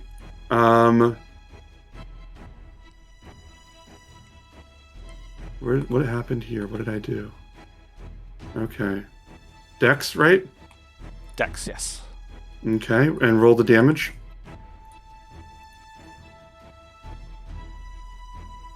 $12. And it's half when I pass, right? Yes. Okay. As you, as this coin just bends down, breathes this blue lightning fire at this thing. Both of them pass, so they both take 6. The one on the right, breathing the flowers, looks at Cray, and then just the lightning strikes into it, breaks into it, and you just hear just roar out, and then just belch and just erupt with these flowers and blood interwoven together as the head of it just collapses. And that one runs out of hit points, bringing it down to just 1 head. So I'm down. I got smacked down essentially. Mm-hmm. And then now it's Kiki's turn. You know what? A coin just killed a Cerberus. Coiny. I'm gonna hold my legendary action out of respect for 1 moment because it feels like that was earned. Kiki, you can go. You're muted. You're muted. Which is the head that is remaining? The all-seeing head. All-seeing head. Mm-hmm. I'm I'm just debating whether or not I want to take a potion or if I should just keep attacking. Oh boy. Just a second here. Fuck. The answer should Yeah, always be but- attack. Fuck. Don't make me regret this, Reed. Alright, I'm gonna go attack with my claws. That's a 20. And 12 for damage. Oh wow, 20, 12 for damage. Okay. 1 second. You do 12 damage to this thing, ripping it apart. It's looking at you and just letting you take this damage as two of its eyes, the top eye and the one on the left, are looking at you, and the right, and then it just. I'm gonna say both of its lower eyes are looking at you, and its middle eye in the top is turned and looked at Krayren. I don't give a shit. I'm pissed off. One of my friends is down. I'm gonna hit with my other claw. Mm-hmm. That is a 13, and you said our bardic is still there, or sorry, And your bless? bless is still there, yeah. Okay, so that will be a 17. All right. 12 again 17. for damage. Yes. Wait, you got a 17? Yeah, go for the. It says you got a 13 10. plus 4 bless, and that's 10 is the damage. 10 is the damage. I'm going at it. Yeah, that's another 12. All right, so that's 12. You slash and tear at this thing as it turns and looks at you, noticing you, genuinely paying all attention to you. Finally, now, I believe those are your 2 actions. Unless you want to do you have anything else? I have one more.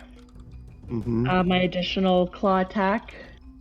11, and then let's try bardic or bless. That's a 14. That's not enough. You do have bardic though. You said you didn't use it yet. No, I didn't use my bardic, so I'm going to add that. That's an additional 4. So 18. 18 hits. Roll for damage. Okay, and that is going to be 7 plus 2, so 9 damage total. 9 damage as you rip into this thing, and its head is just pulling its strength barely together. Is there anything else you want to do on your turn? Nope, I'm just literally bitching and mumbling incoherently as I'm slashing and pinching at this thing. Cool. I'd imagine you'd be like talking in like some Triton language, like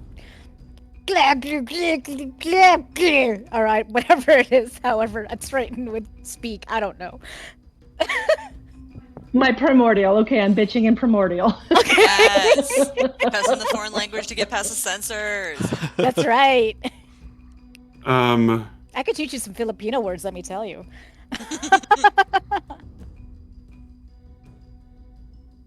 his eyes look at you, Kiki, but then his eyes don't,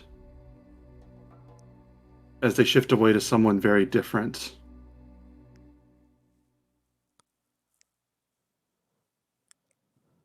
And it reaches and it turns over and lunges. Grabs Krayren, entirely its fangs wrapped around the body, lifts him up, and slams him down onto the ground.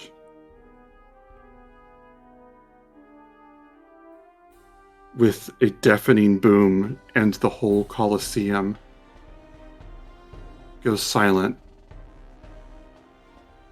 as no one quite knows what to say. Cray, I'm going to say you have enough strength to give any last words if you have them. What would I say?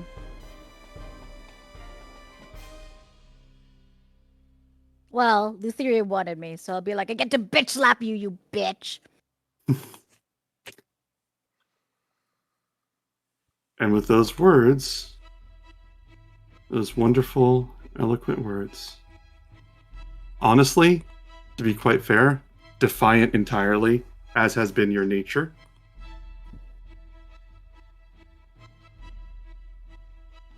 Prey dies. We're going to take our 15.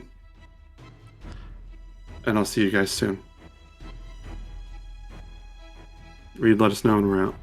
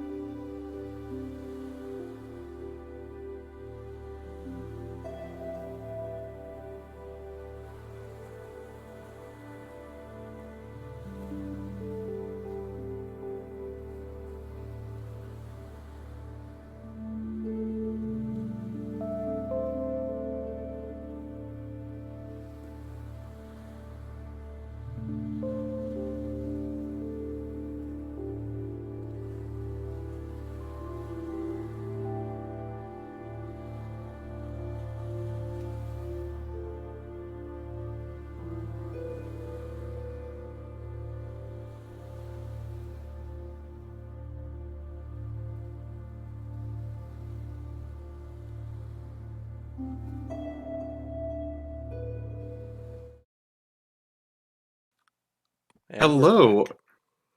Hello. We are coming back to this fight scene. We have 4 heroes of Greek mythology or Greek mythology inspired adventures fighting a cursed Cerberus.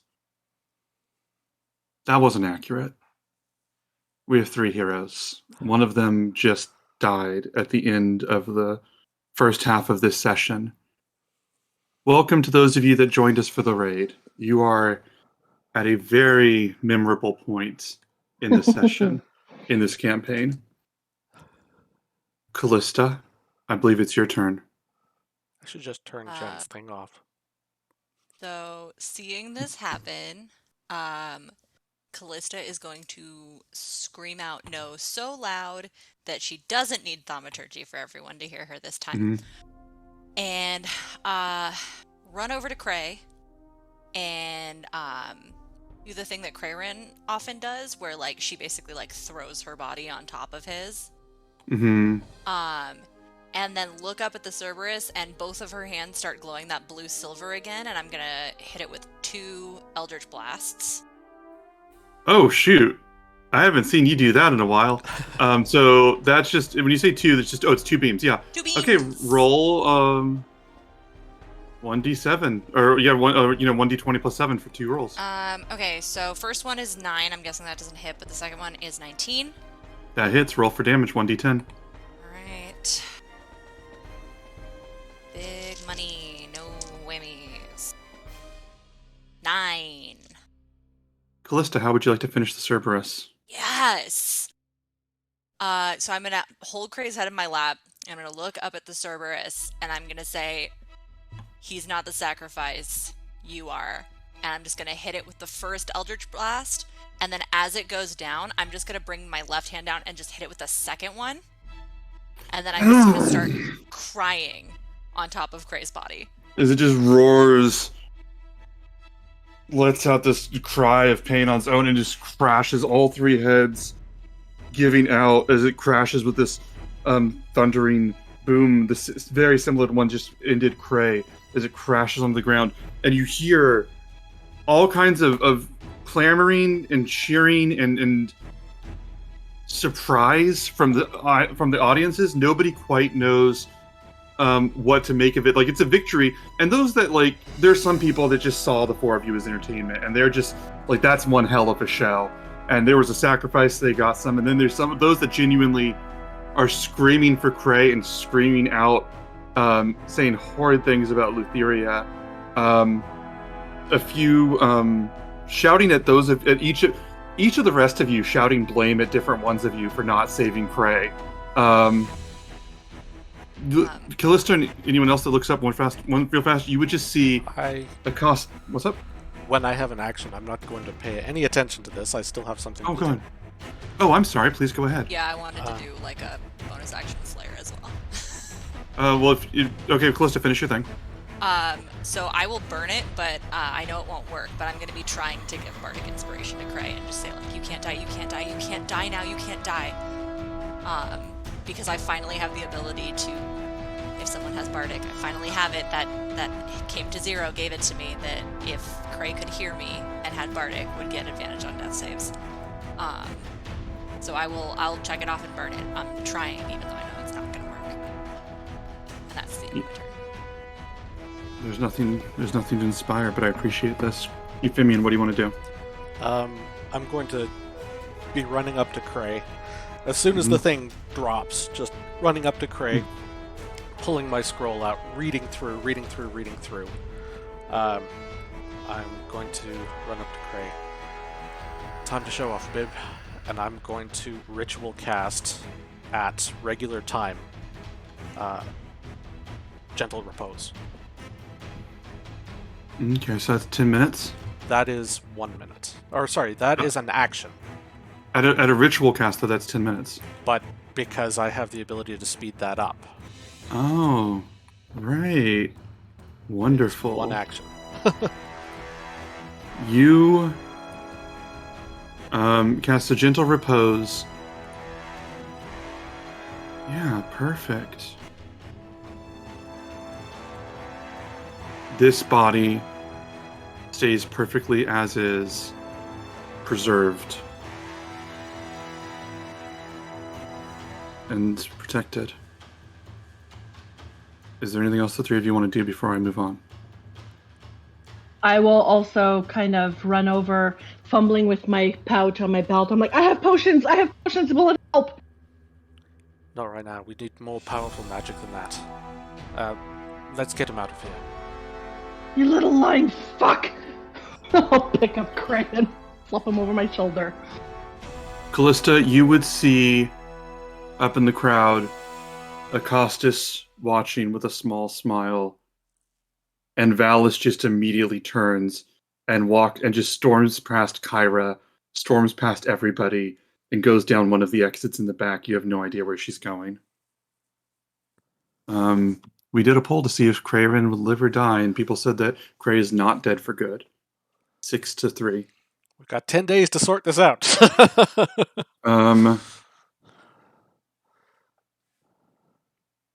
Acostus, voice booming with the magics. I'm going to turn this music off now. Acostus speaks to you all and says, and we can go back to the regular view, by the way, if you'd like. Okay.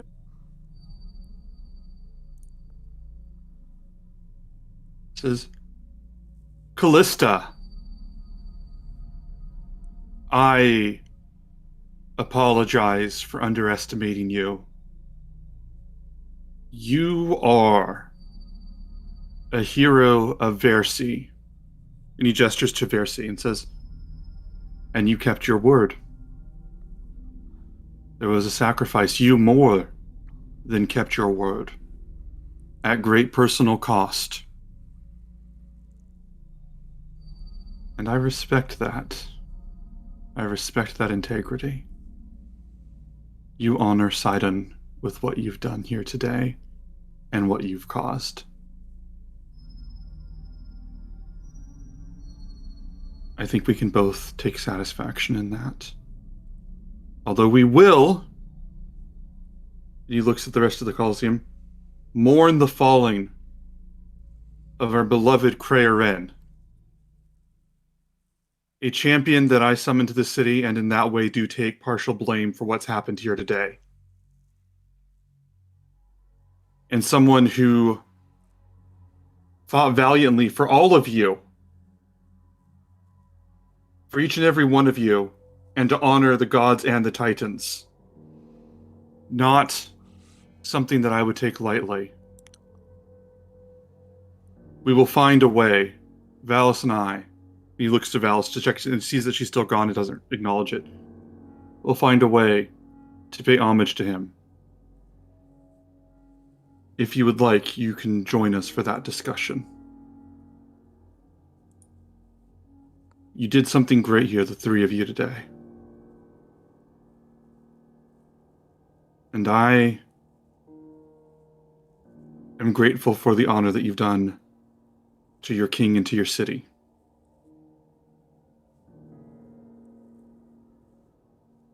And he stands and holds up his hands and says, for the champions of Thylia. And you hear everybody just begin to cheer and chant for all of you, and Icarus just roar, adding ceremony to all of this. Not fully appreciating, Icarus the dragon not really appreciating what's going on so much as knowing that he roars when there's cheering. That's what he does. I'd like to mentally command Coiny. Coiny's ready. Who does Coiny need to fuck up? Acastus. I'm not even going to stay here for that. I'm just going to let him sort of be invisible.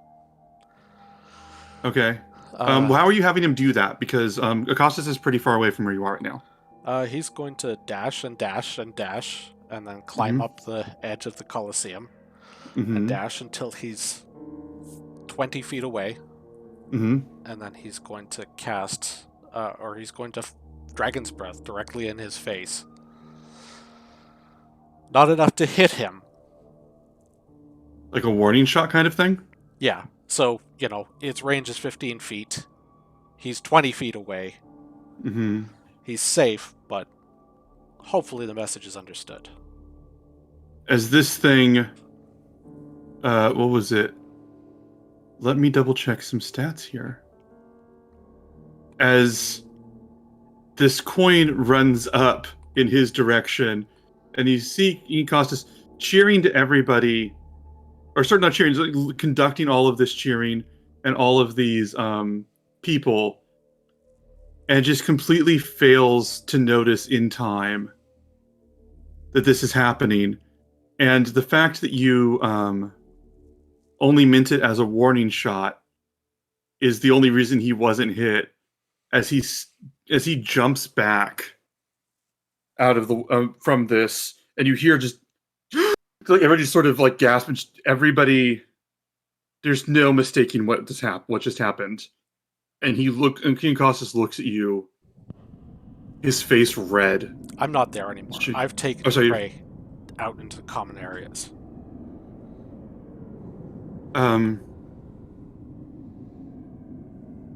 And okay, he looks for you, goes, and he says something to the guards next to him, and they just run off. It's not hard to imagine what he said.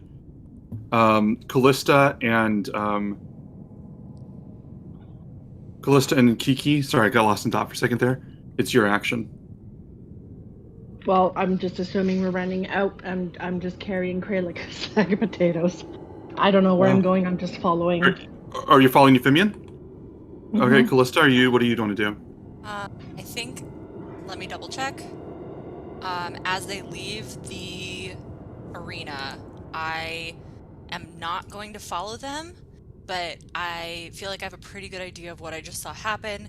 So as they're leaving, while they're still within 120 feet of me, I'm going to go ahead and cast message. And I want to send a message to Euphemian, and I just want to say, I don't know where you guys got spell scrolls, but if you can find Revivify, I can cast it. Understood. And then I will just stand there in the arena and try to kind of pull focus from them a little bit, keep the show going. How do you keep the show going? So once that goes off, after I send message, I'm going to look down at the ground, look back up, and the face is back up, the showman face. And I'm going to step atop the Cerberus, both hands in the air, and I'm going to cast Minor Illusion to create a small burst of fireworks around my head. And I will say that look similar to the lightning magic. And I will say, Acostus, thank you for participating in our act. We appreciate your volunteering. And everyone, was that not a beautiful show? Roll performance. Okay. Don't let me down. Ooh, okay. Not bad, not bad. I think it's a 17, but let me double check. It might be more. Oh, it's a 20. 20. And you're standing there. People are beginning to murmur and cheer. They're starting to get it and like starting to appreciate the performance. And you hear a voice in your head. Dedicate the sacrifice, Callista. Do I recognize the voice? I don't think you've heard it before. Okay. I think you can guess. Is it female? No. Is it male? Deeply male. Very deep male voice. Okay, then yes.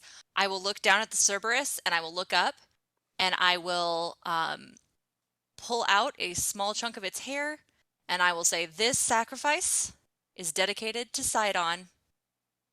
And then I will change my minor image to a small depiction of him and take a big bow. And thunder, and the clouds roll thunder above. As everyone just cheers, some enthusiastically, some uneasily.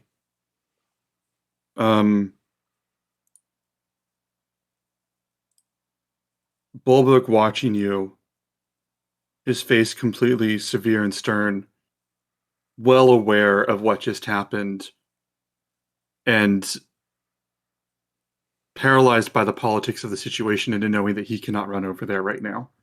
Or it'd be best if he didn't.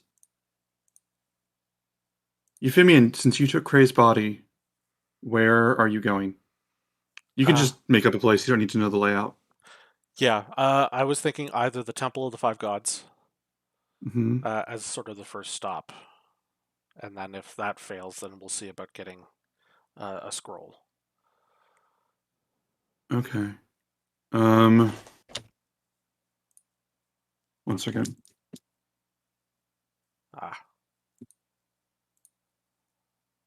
Okay. So you're on your way there.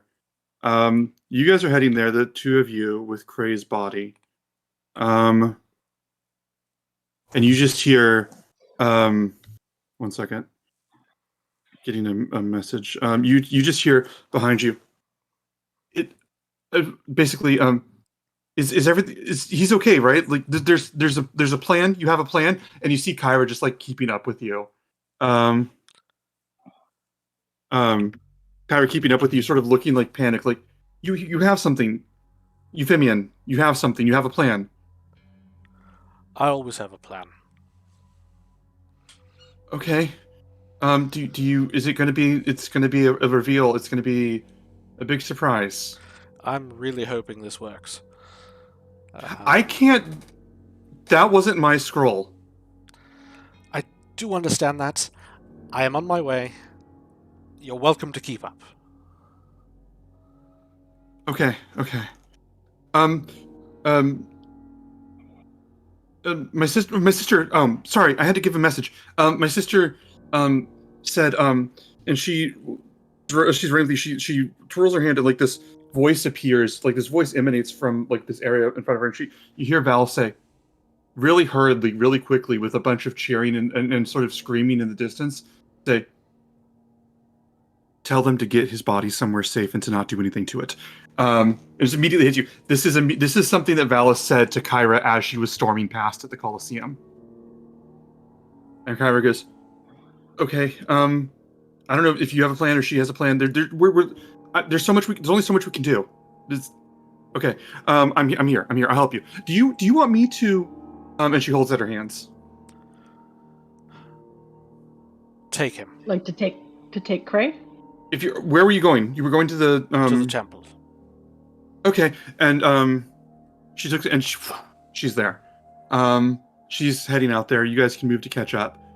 Is there anything you two are by yourselves? Is there anything you want to say for a moment while you're still heading there? She's just outpacing you. So she did grab Cray? She did grab Cray. She's taking him to the temple. Yeah. Okay. I'm going to tell Kiki, if you can, go to Zoran's shop, the place you bought the scrolls earlier. Callista thinks that she can cast find a spell for Revivify and verify what the requirements are for that from him. He should know. Probably some kind of material components. Make sure to get that as well. Okay. So Kiki is standing there listening, nodding, but crying. I'm going to cast... oh, wait. Maybe I don't actually have that right now. Crap. Spells. No, I don't have that. I was going to cast Longstrider, but I can't do that at the moment, so... Just, boot it with Barbarian speed. Yeah, I will. You guys head there. I'm going to head to the temple following Kyra.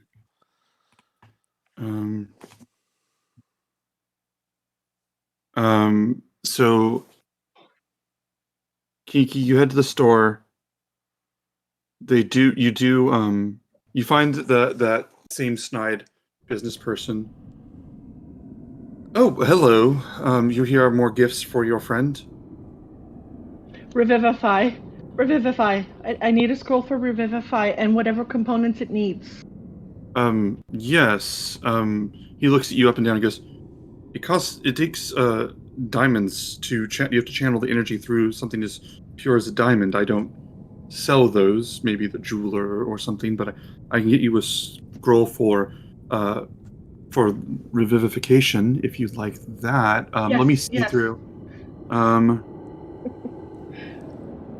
What was it?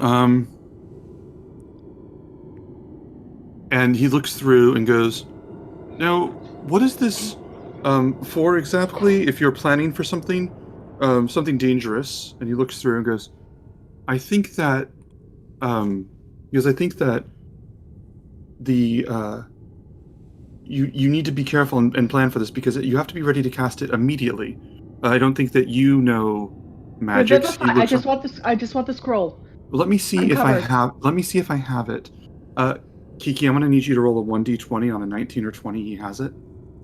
Oh, Jesus Christ. Shit. That's on roll 20, isn't it? Mm-hmm. Oh my God. Where do I type it? Okay. / roll 1d20. That's a 13. And he looks and goes, "No, I'm out. You know, there might be some people that have this. I don't know. I can look. I can ask around. I'll get it to I you, need but it. don't." I need it as soon as possible. All right. Rude. I'll see what I can find for you. He goes, and he sort of leans back and he makes a note in his book. All right, I'll get you information tomorrow. Is tomorrow good? Can you not just call them up and find out? I need this now. I'll ask around. And he goes, "You're responsible for this store." And he goes and he walks away. They'll be back. Callista, what are you doing right now? So as long as people are still looking at me, is Acosta still there? Acostus is. I'm just going to say he's excused himself. Excusing it. He's going to start walking away. If you want to do something, you can. But Okay, so in terms of like authority figures still in the booth, it's basically Versi at this point, right? Versi and yeah, that's about it. Yeah. Why? What's up? Okay, so then I'm not going to make a play at them. I am instead going to look around to the crowd, and I am going to invite the other competitors down onto the field with me. Hmm? And I am going to dedicate a song to them. And I am going to go ahead and make a performance with my, you know what, to prevent me from having to do anything else, I'm going to go ahead and make a performance with my, oh, I don't have my pan flute. Oh no, okay, I'm going to make it with the lute then. And I will, as is my fashion, since my mouth is now available for somatic components, I will go ahead and cast Minor Image again and again and again.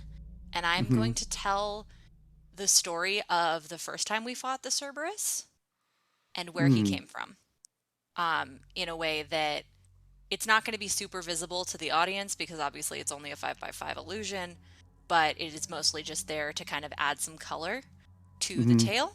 And I am going to play, and I'm going to literally do my best to keep people in their seats as long as I possibly can,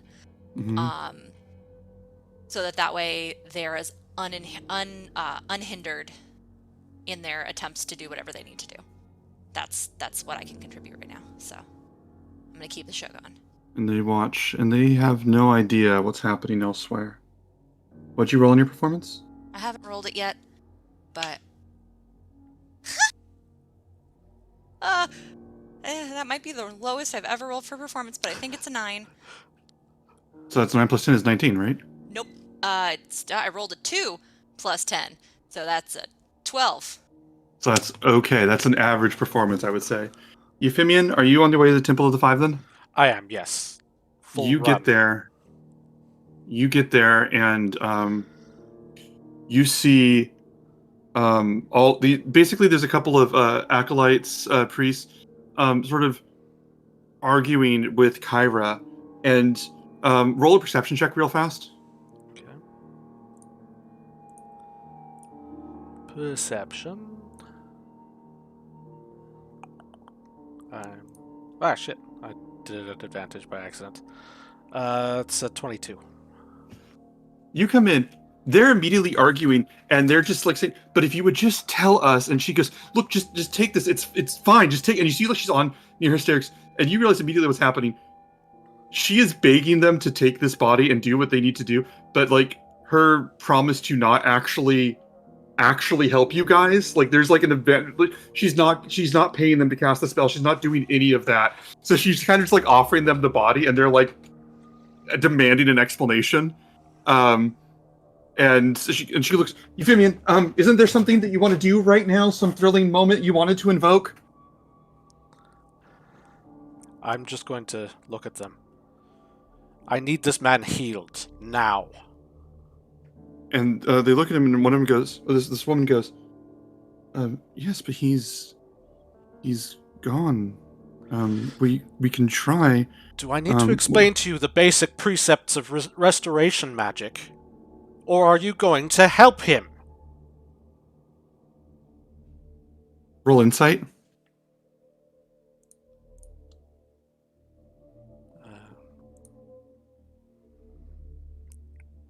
16.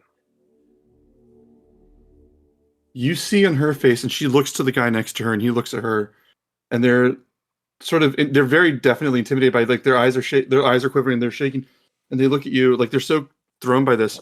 When they realize what's going on, you realize they're trying to find a way to tell you what they need to tell you. And Kyra goes, you do know how to resurrect somebody, right? And her mouth, and the woman's mouth just sort of opens and closes for a moment.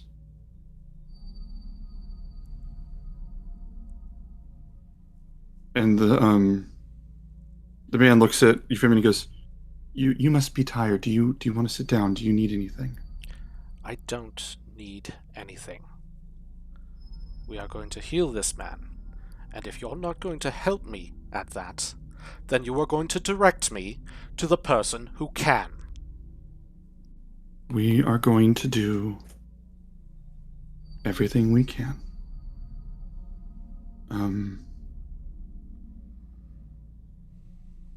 Kyra? And she's like, and she goes, I can ask around, and she's gone. And he goes, we'll reach out to others. Is there anything else you want to do in this one moment, Euphemian?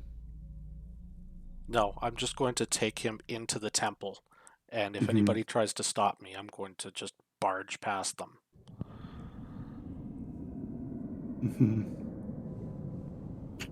We are going to fade out there, and let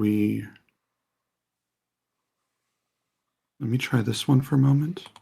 Give me just one moment, please.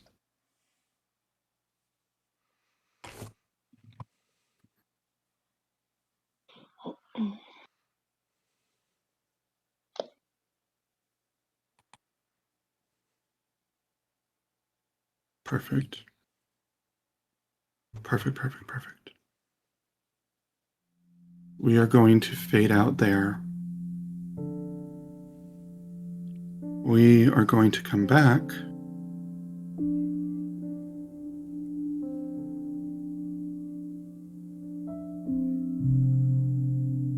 One moment.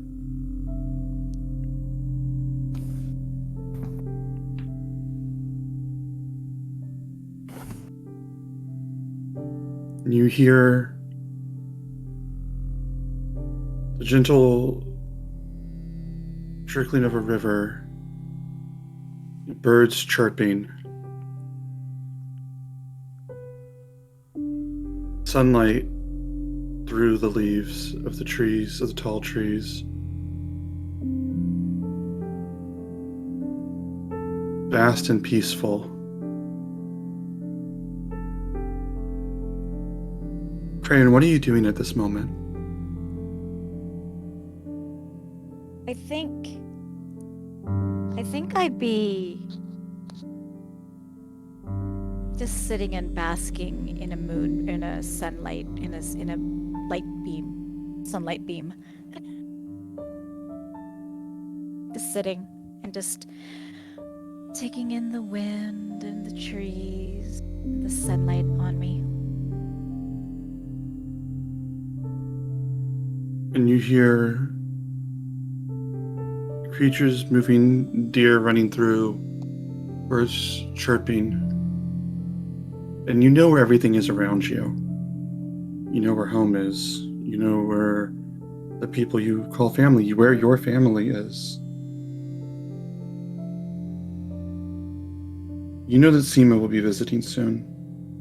Well, soon. You know that your friends will visit at some point. Soon. Maybe not too soon. And you see in the distance this figure walking towards you with in a white, I'm gonna say a light blue robe and a hood covering the top of them. They're very tall, and the blue hood has like gold trim on the side, tall and slender. And you see them sort of walking, like making their way less gracefully over the branches and the stones as they walk across on the other side of the river in your direction. Before you can see who they are, is there anything that you want to do? No, I think Cray's at peace right now.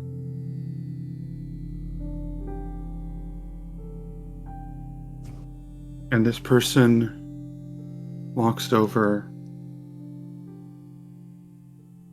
and says,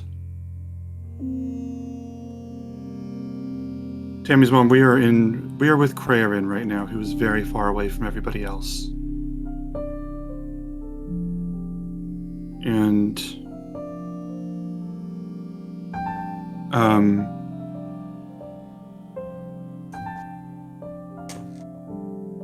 what was I gonna say? This person looks at you and says, in this hard to place voice, do you have any regrets?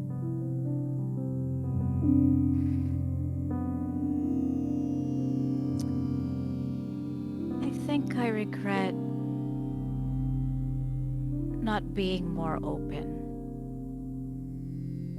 Not telling people how I feel.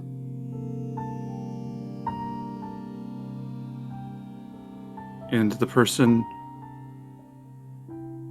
stands at the other side of the river and says, it's often the case that the things that we cleave to are the things that drown us. You choose to protect yourself. And in doing so, you deny yourself the people that you, in turn, would like to protect. I think it's tough when you don't have... You never had anything like that, really. You don't know how to let go and be real. But it doesn't really matter now, does it? Craven, it always matters.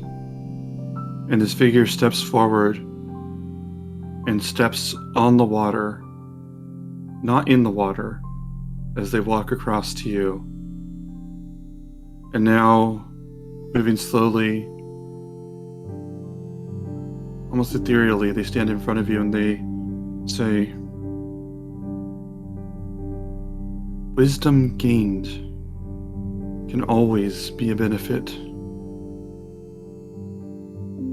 So hold on to that, Crayarin. And Vallus pulls back her hood and says, because you're going to need that wisdom for what comes next. Vallus.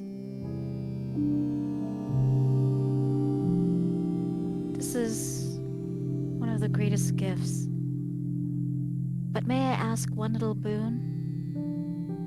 You've earned the right to ask anything you want, Crayarin. Will you do the same for your sister? She loves you so much.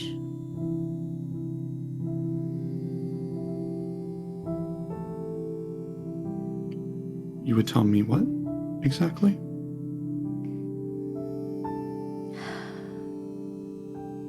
Family is so very important.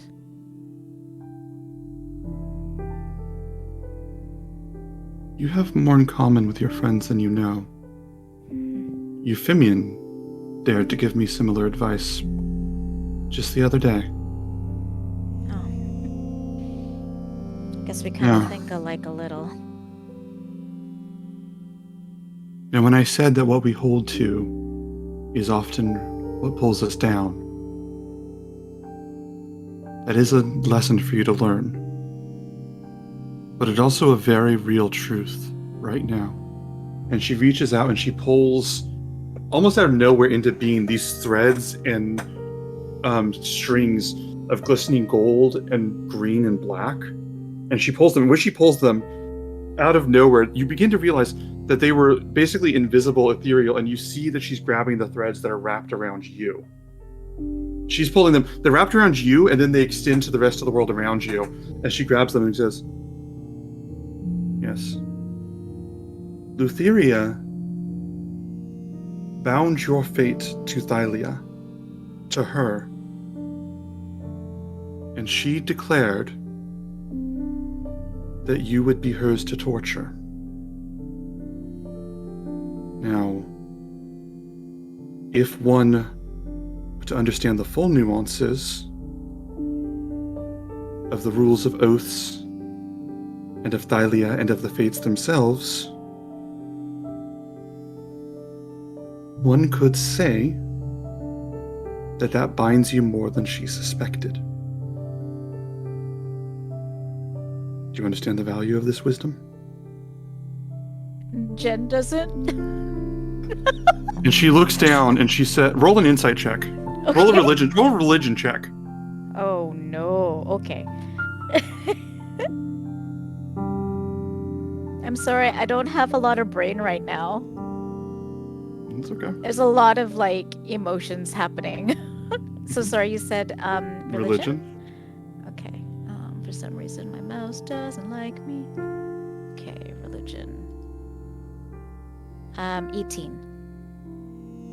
What she's telling you is that Lutheria, because remember the fates themselves, like the actual fates that like loom the strings of reality and destiny, that Lutheria had the fates bind you to her will for you to suffer and bind you to this place so that you cannot leave. Right. And what she's telling you is that when your magic is as powerful as Vallus's, you can find loopholes in that. And she's telling you, and she goes, and those loopholes basically might have a way out of the situation. And she says, your soul. And she looks down at you, and she looks down at you, and she looks at the threads, and she looks at them almost like they're like one giant, like they're your story. And she says, I've never seen a soul so cracked, so damaged, and yet still alive. She lets go of them, and they disappear. And she looks at you, Cray, and says, if you come back, you can come back once more after that. And then after that, you wouldn't just die. There wouldn't be a force on any realm or plane that could keep you from Lutheria's torture. You can let yourself go now, or you can bind yourself further to her decision that you suffer on that plane.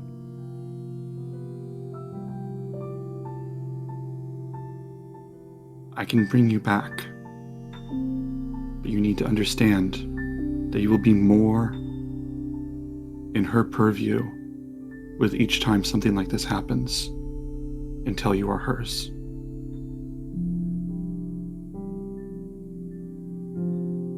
You know, she's taken so much and I didn't even know it. What's one more soul? What's one more day? She already has me. So you're going to come back? Or you're going to let yourself go?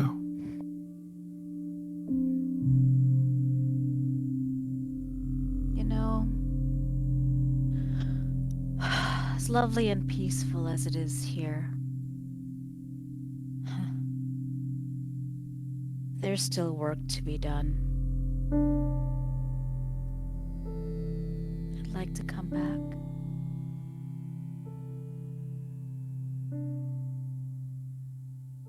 Aaron.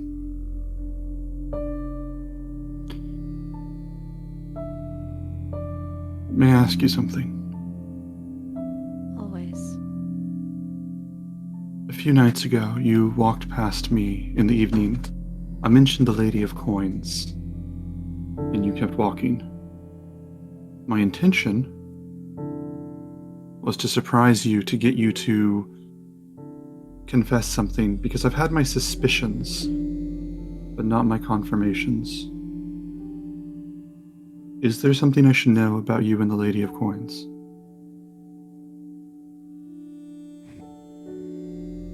Ray thinks about this and was gonna say something really snarky and stupid, and then actually thinks about it and says, "She's my aunt."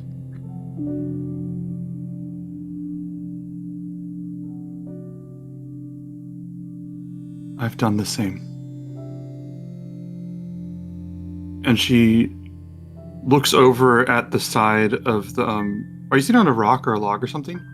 Yeah, I'm just kind of putting my feet in the water. Wait, do I have shoes? Not if you want to. Whatever. What are you sitting on specifically? Probably like a nice log that's probably just washed up on the side of the river.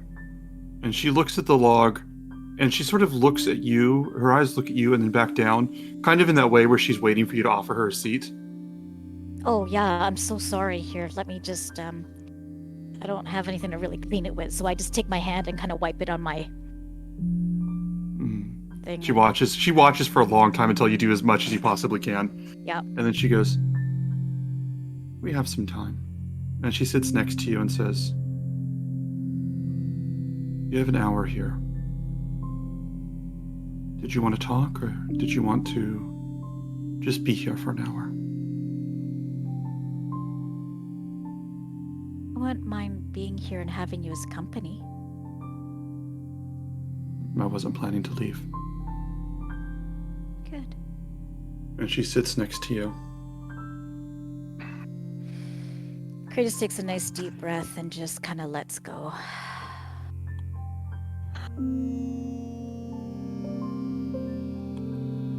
We are going to cut back to the actual physical realm. Feel free to bring us all back, Reed. I'm going to skip ahead. I'm going to say an hour's passed. Kiki, your merchant is still trying to find people, but finding someone that has revivified at a moment's notice is difficult. You have time with gentle repose. He's asking around. He thinks he can find somebody. The clerics, just no one at the temple that's actually trained at that high of a level of a cleric that they can do that. Show of hands, who wants to be at the temple with Kray? I wouldn't leave him. Okay. Callista and Kiki, you guys want to be elsewhere? I'm going to stay in the shop pacing, waiting for him to come back. Callista, where would you be an hour later? I'm assuming that at this point the games have kind of recommenced, since there was supposed to be, wrestling today? Yeah. Boxing? Yeah, they're moving on. So, once things seem like they're picking up like normal, I am actually going to go to the theater in town. Okay. And if Bullbug's not participating in the actual event, I will ask him to come with me. Oh, he definitely did. He dropped out when this happened.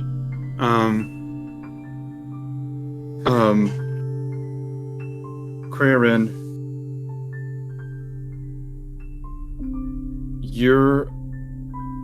you begin to gently feel. You begin to feel breath, your body inhale and exhale, and you realize that you haven't been doing that for the last hour. You are not sitting on a log. You are laying on the cold stones in a strange room you haven't been in before.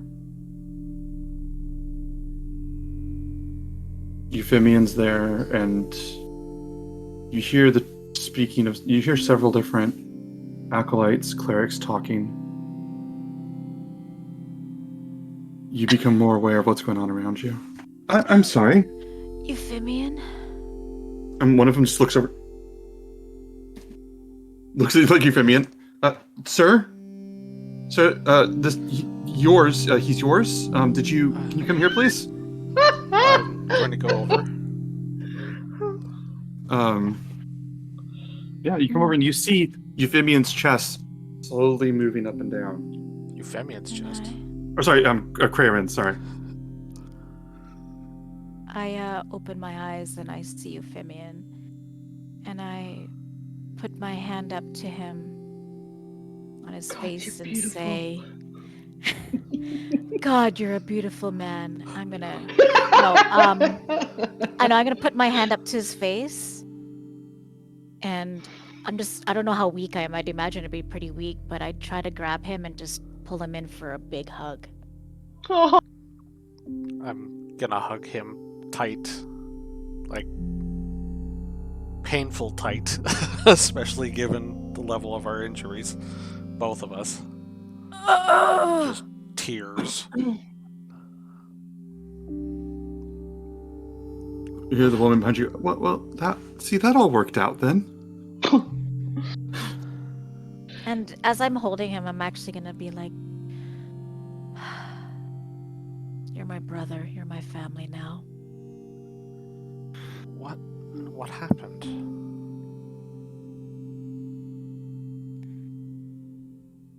I had a realization.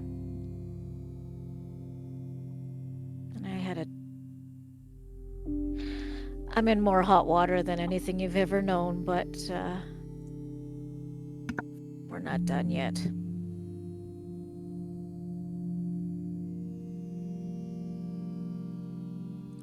We're never quite done, are we? Here, help me sit up a bit. I need like air and water. I'm going to bring him up into a seating position. I'm going to give him a drink from my water skin. And Now take it slowly. Don't gulp.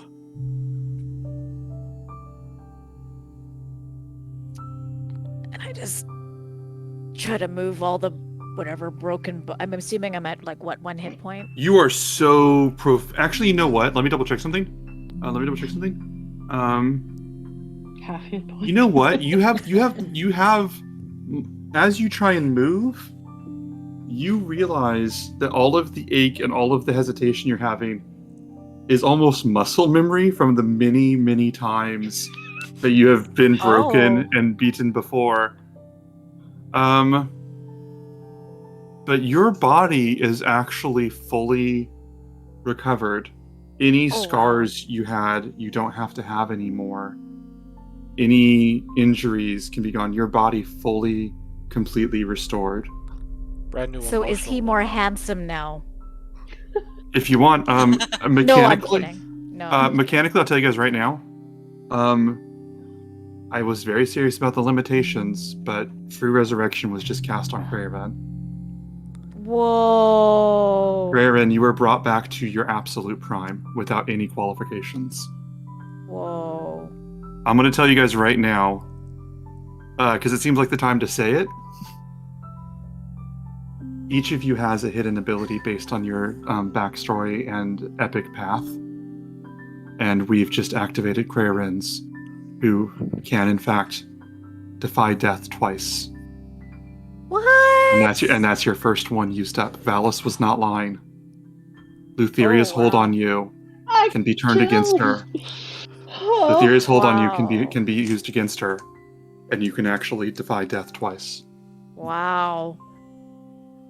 I figured I owed you guys an explanation because I didn't want you to think that Vallus just has heals laying around.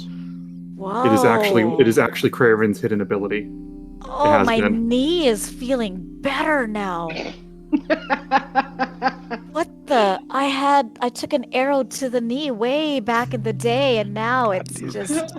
Priest goes, I I did mean- this, cleric goes, I did too. I mean, I was planning to join the Great Games, and then that, and the woman goes, not now. And he goes, sorry, people like that story. Oh. People have heard that story too many times.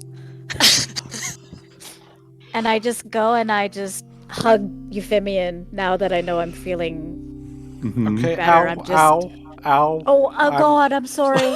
Oh, And, God, the four I hit don't have points any here. healing potions. Woman goes, if you want, we could heal you. Yes, heal him. We Heal have- him. We could heal you if that's what you Stay want. there for an hour. You've been standing here for an hour, and we provide it for free. You've only asked about him. Oh God. Yeah, Would you no, like that, us to that heal totally you? tracks. Like, Euphemian is 100% on target for Yeah. getting Cray back on. He would not have stopped to, think about himself. So, Yeah. yes. Please, if Okay. you could. I don't think I'm supposed to be leaking there. No, you're not. Or there. Oh God. Imagine the mess you've made already. Standing there an hour. She just goes, okay, and she puts her hands on you, and she goes, sit down for a second, and she turns like, do you know prestidigitation? He goes, well, I mean, I was for a little while before I was. She goes, I don't need the story. Just. And she looks at the floor. Prestidigitate myself and Okay. the floor and whatever else needs prestidigitating. Oh, okay. So you've been able to do that too this whole time. I mean, what's the point in cleaning it if there's just going to be more blood? While this is happening, there's 5 gods right in the temple. 5 gods in this temple. Yep. Yeah, I'm gonna give 20 gold to every single god. Wonderful. When you're doing that, you're gonna Be poor hear again. this voice at the temple go, I couldn't find. I'm trying to find people. I just wanted you up to. And you see Kyra just turn and look at you. Hi, Kyra. How? Surprise! Hi. I didn't. There's she a just, like, big runs- reveal. And she runs over, she grabs you, she doesn't cry, and she goes, it really is. There's a really big one. And she just like looks at you and she just like kisses you like all over, just like it's really happy. Just, Oh, and she's okay. like, Okay. All right. just, Yeah. I mean, thank you. And she lets go. She goes, your scene was so good. I wrote you such a good death scene, and I'm still gonna hold on to it. Okay, so whenever you do Yeah. die, I'm just Yeah. gonna change a few things. Okay, No but you problem. did you went out really well. Okay, I want you to know that. Like it was a Okay. whole chapter. Thank you so much. Can you replace it with the beast part or? Oh yeah, I had to take that out too. I had Okay. to have integrity, so everybody knows you're really bad at bed now. Oh boy. They're just they're you're no good. Okay, I'm gonna do everything. Kyra. Euphemian. Actually, if you could, the others still don't know. Do you think you could be as quick as you can and go tell them? I'm sure they're still a mess. And she looks at Craven, and she kisses you on the lips. And she pulls back. She goes, "I hope that was okay. Wow. Was that okay?" You kiss good. I know. Oh. Okay, I gotta go do that now. Okay. And she's just gone. Callista and Kiki, you guys can assume that you would have heard about this in time from her. If you want to meet here, or give her, if you want to give, we don't have to roleplay if you don't want to, but if you want to give Kyra a message or go back to the temple, that's up to you. I'll ask each of you one at a time. Kiki, did you want to go back? Where did you want to go once you get the news? I'm gonna run to the temple. I don't care about his shop. All right. What is it? Callista, you're a little bit harder to find, but like 15 so minutes later than the others, she finds you, and she just completely. Oh no, she doesn't. She sits down, and she's like next to you. And she's like, like, I'm sorry, Craven's alive. I just had to tell you that he's alive. I know that there's a performance going on right now, so I don't want to interrupt that. But just so you know. Okay? So I don't know if we're watching a comedy or a tragedy, but I'm gonna flip a coin. Hold on. All right, perfect. Tragedy. All right, perfect. Callista's makeup is smeared to shit. She's been crying this whole time. Immediately stands up, grabs both their hands, and just like walks out as quickly as possible. Sorry, this is really good. You guys are doing an incredible job. I have few notes, but the rest of you are incredible. Just like whispers as you guys leave. A few minutes later, you guys are at the temple. It's all of you back. You had Bulbug with you, right? Yeah. When I walk into the temple and I see Cray sitting up, I'm just gonna stop, stunned for a few moments, and I'm gonna come up to him, you fucking asshole, and just grab him in the tightest fucking hug possible. I'm crying. I thought you were gonna Will Smith me. No. Oh. Is that a verb now? Is that how fast that became a verb? All I right. was tempted when Acastus was talking. They're just, you keep his fucking name out of your mouth. Wonderful. Anything else you want to do? I'm just gonna say, as I'm hugging Cray and ugly crying and like probably dripping snot all over him, I say, Euphemia, how'd you do it? Because I just heard Kyra say he's alive, and I just ran. I didn't wait to listen to an explanation. I wish I could take the credit, but it seems that fate has other plans for our friend here.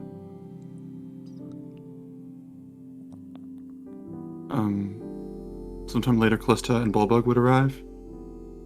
And Bulbug would just see this and just be sort of awestruck for a moment, not say much. So the second that we're like, as we walk up, we see them from a distance.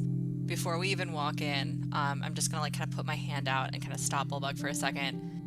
Exhale, and I'm gonna cast Calm Emotions directly on me, and I'm going to choose to fail the save. And then I'm gonna turn around and I'm gonna like wipe away all of my smudges so that I look as back to normal as I possibly can. And then I'm going to turn back around and walk straight in and just give Craren the biggest hug I've ever given him, which is impressive considering how many times we've done this. Kiss him straight on the lips and just be like, you cannot do that again. You can't do that again. I can't take it again. And then I'm going to reach out and grab Euphemia, and I'm going to cast Cure Wounds. I thought I was already healed. Oh, you're already healed, so you're looking good. Then I'm going to grab Kiki, and I'm going to grab I'm going to cast Cure Wounds. Okay. At first, I'm like, wow, you're a good kisser too. Thank you. I've heard this before, but it's always nice to hear it again. I think Kyra would be with you, so Kyra's like, oh, it's true.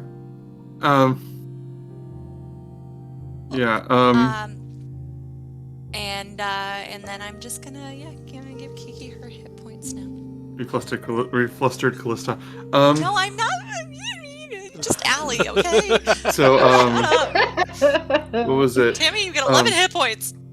Yay! Thank you. And when you, what was it? Give me 1 second to think about it. You guys can do what you want. I gotta think for just a second. When you guys are talking and connecting, you hear this voice from the entrance that says, "Oh, so it's the rumors are true." And you see Vallus looking at all of you, and she goes, "Craren, you've managed to make it through somehow." I have, with a little help from my friends, but I'm looking straight at her as I'm saying that.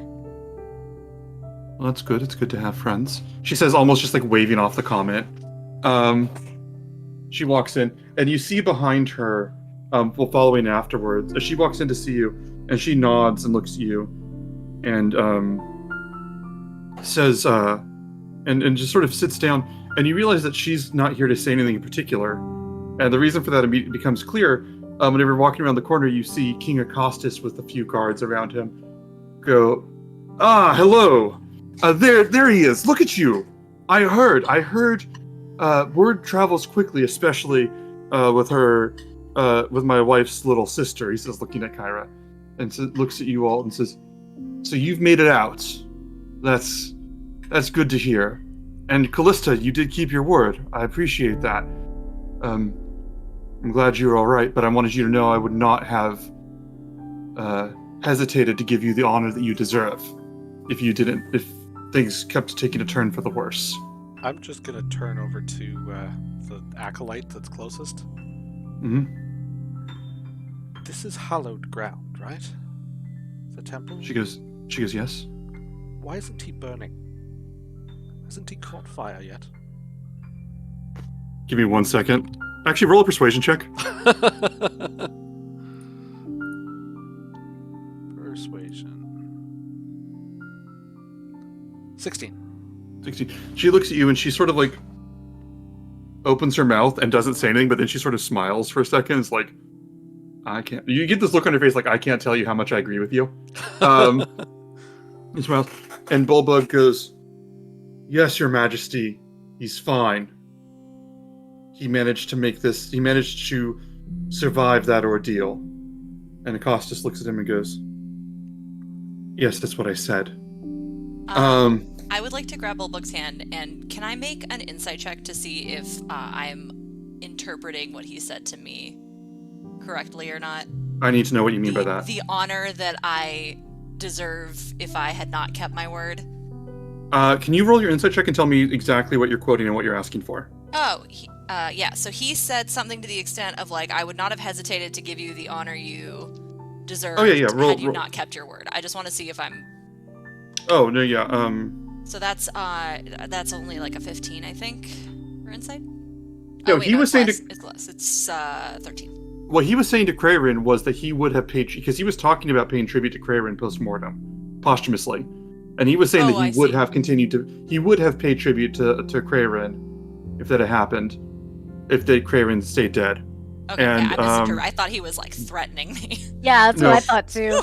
King Costa says, "Well, it seems that you have done everything that you set out to do in Mitros, and I appreciate that. You've saved the city. You've upheld your end of the oath with the sacrifice. 2 sacrifices, in fact. Although Cray this, snorts at this. Through all of this, we managed to drive away the storm. We've managed to provide the sacrifice. We've managed to keep the status quo for another year. Yes, we did. All of us working together. That's true. And most of us sorry. are Olympians. Or whatever, great Gamians. Champions. Champions. He goes, "Yes, you're an athlete. Very good.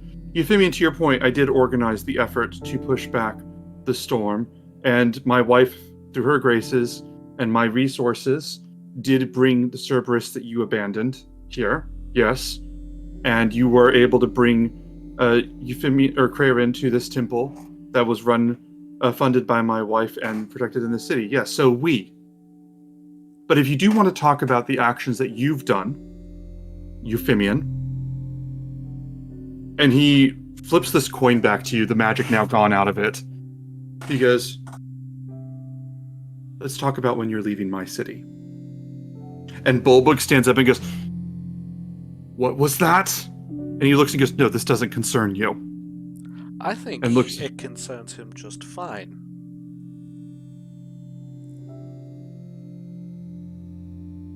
He wasn't part of the people. He was one of the people that attacked me in front of all of my citizens. And yet, if I had attacked you, I would assume you would have a fair amount more damage to your face. I thought quickly enough to move out of the way. That seems unlikely. And yet, here I am. If you think... Let me assure you, If I were ever so foolish as to directly attack a regent, you would be Yes. dead.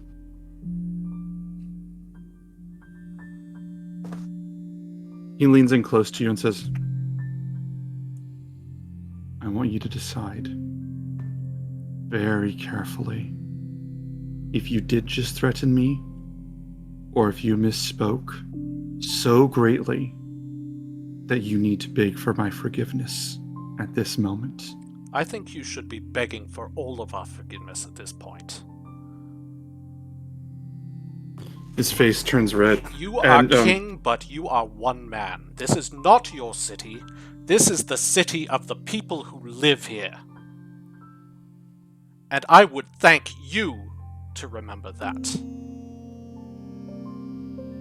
Roll an intimidation check. We're all like behind him as his posse. Can you do it with advantage? Because we're all Give like. it an advantage. Give it an advantage. Because we're all like, fuck you, bitch. 19. 19. Kyra and Vallus are on the way the hell on the other side of the room, but the three of you and Bullbug are standing behind Euphemian. King Costas looks at you and says,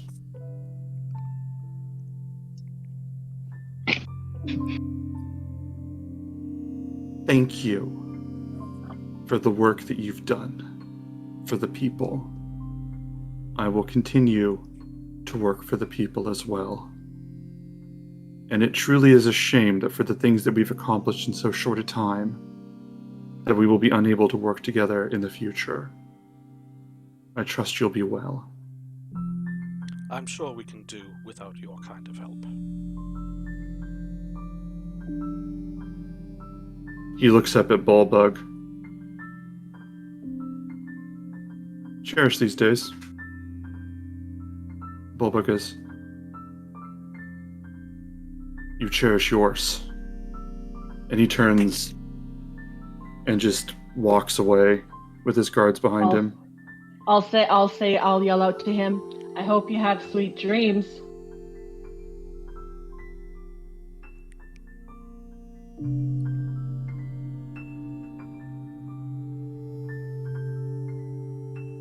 Do you think that because of your relations to the gods, to your lineage, that you have some special privilege to talk to me like this? It has nothing to do with it. Then what right? What right, Kiana? She is the demigoddess. You're just A cockstick. a man. That was out of character, for clarification. Euphemian is not one to say cockstick. I'm going to quietly cast message On who? after he says this, and I'm going to say, On who? Are you guys done? I'm casting it to Acostus, and I'm going to say, I would be careful about bringing up lineage in terms of privilege. Remind me again how you became king? But this is like, it's a whisper. He doesn't have to respond, and it's not a big scene, but I want him to know that I know. Remind him, since he brought it up.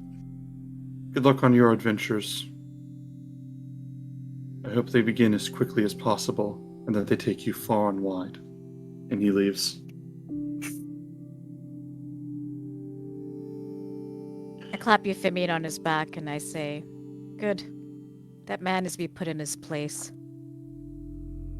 I will dogs. turn around. Oh. I will just kind of turn towards Vallus and just say I apologize for that. For what? You. Oh. For the discussion that you had with the king?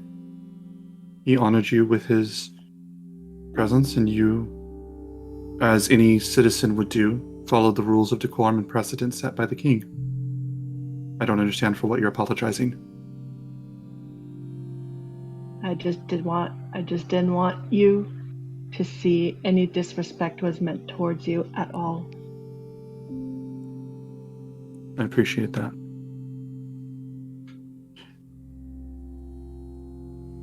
You would have to really, really low to Vallus. I'll do She the looks same. Yeah, I'm gonna follow their lead. Yeah, me as well. Bulbug looks for a second, hesitates, and then falls to his knee and falls to one knee as well. No. I think I'm missing. He says to closer. I think I'm missing some sort of subtext. It's okay, But I'm me just too. We're just gonna find out later, don't worry. Okay. Vallus says, give me one moment. Let me double check something real fast before I say what I want to say.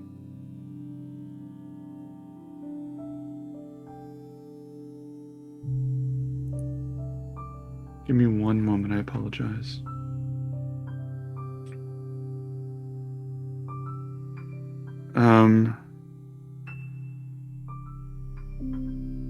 And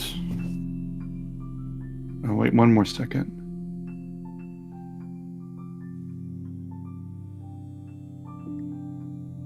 Vallus says, "It's a shame that you won't be here for the finale to the games, but I appreciate and am grateful for the work you need to do.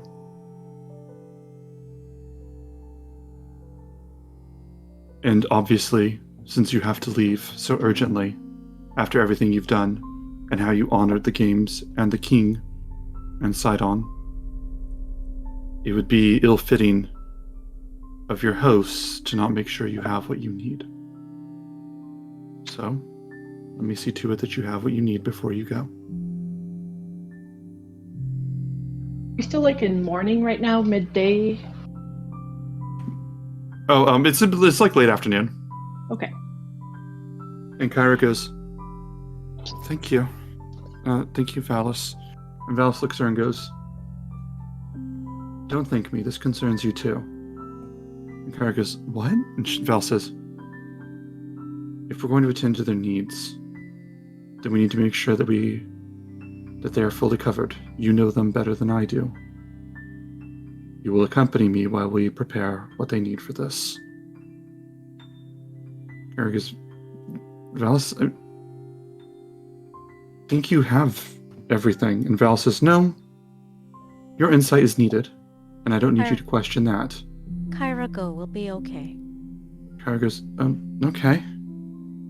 Val says, "While we make sure that they have their supplies, I want to make sure that you've done your job." Kyra goes, "Well, I've done my job. I wrote everything down. I don't know why you went." And Val goes, "I would like to hear your descriptions of what's happened so far, if that's all right with you." And Kyra's eyes just like light up. And she goes, okay, I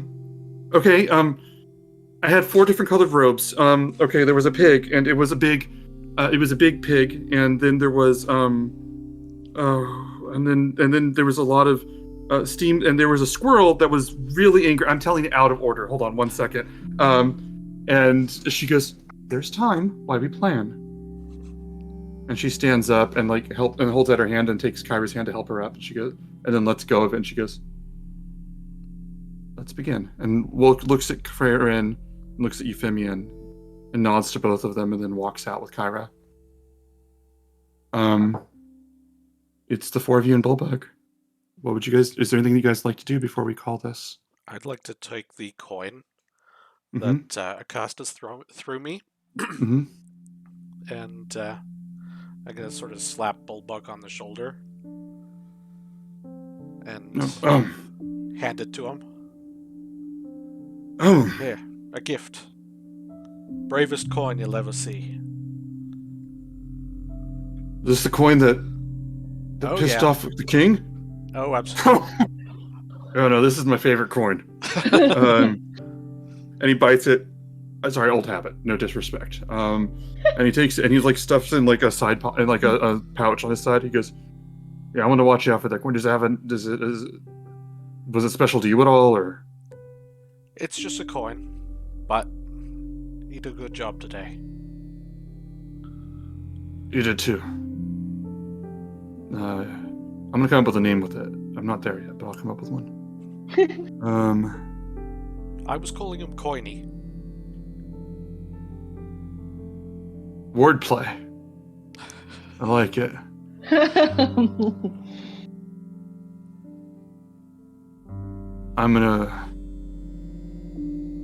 I got some things I got to take care of. I haven't spoken to some of my friends' family in a little bit, so I got to go do that.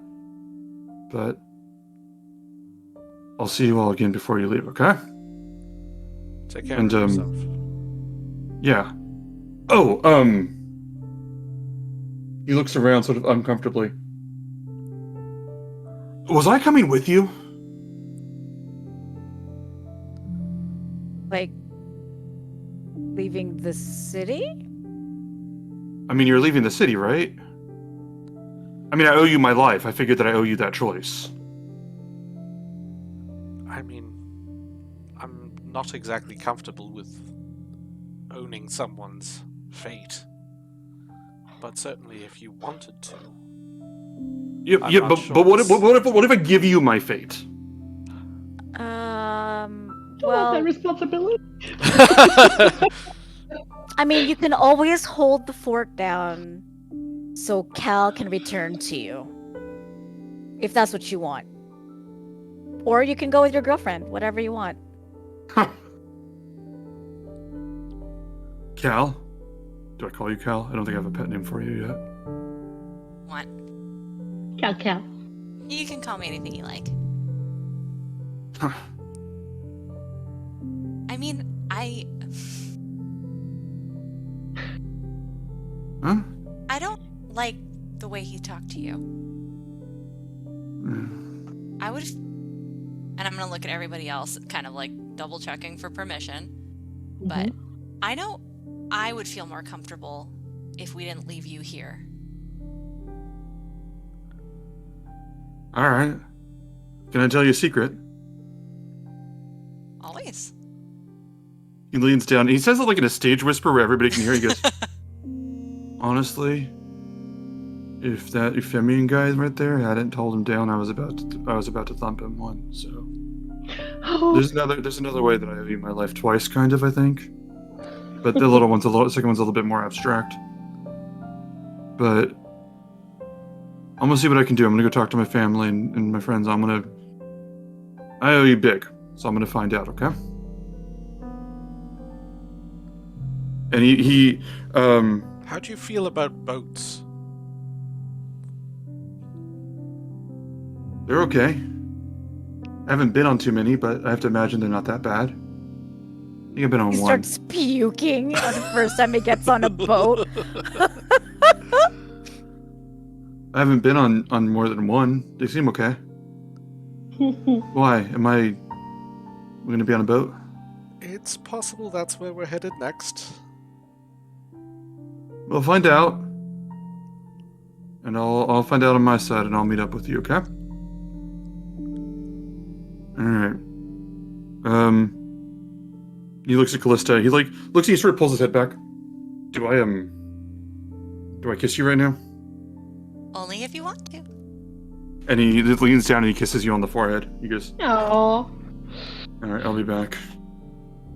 And he turns and just sort of walks out. Like a little hurriedly. Four of you by yourselves? Anything else before we close the session? I'm just gonna look at Cray and Euphemian and say, what happened? How did this happen? And I'd assume they'd sort of bring me up to speed. Oh, I have a lot to tell you guys. Let's go for a drink. I think we deserve one before we go. And on that note, I would say that I just want to find someone to sell my last gold medal with, and just get that cash instead. Wonderful.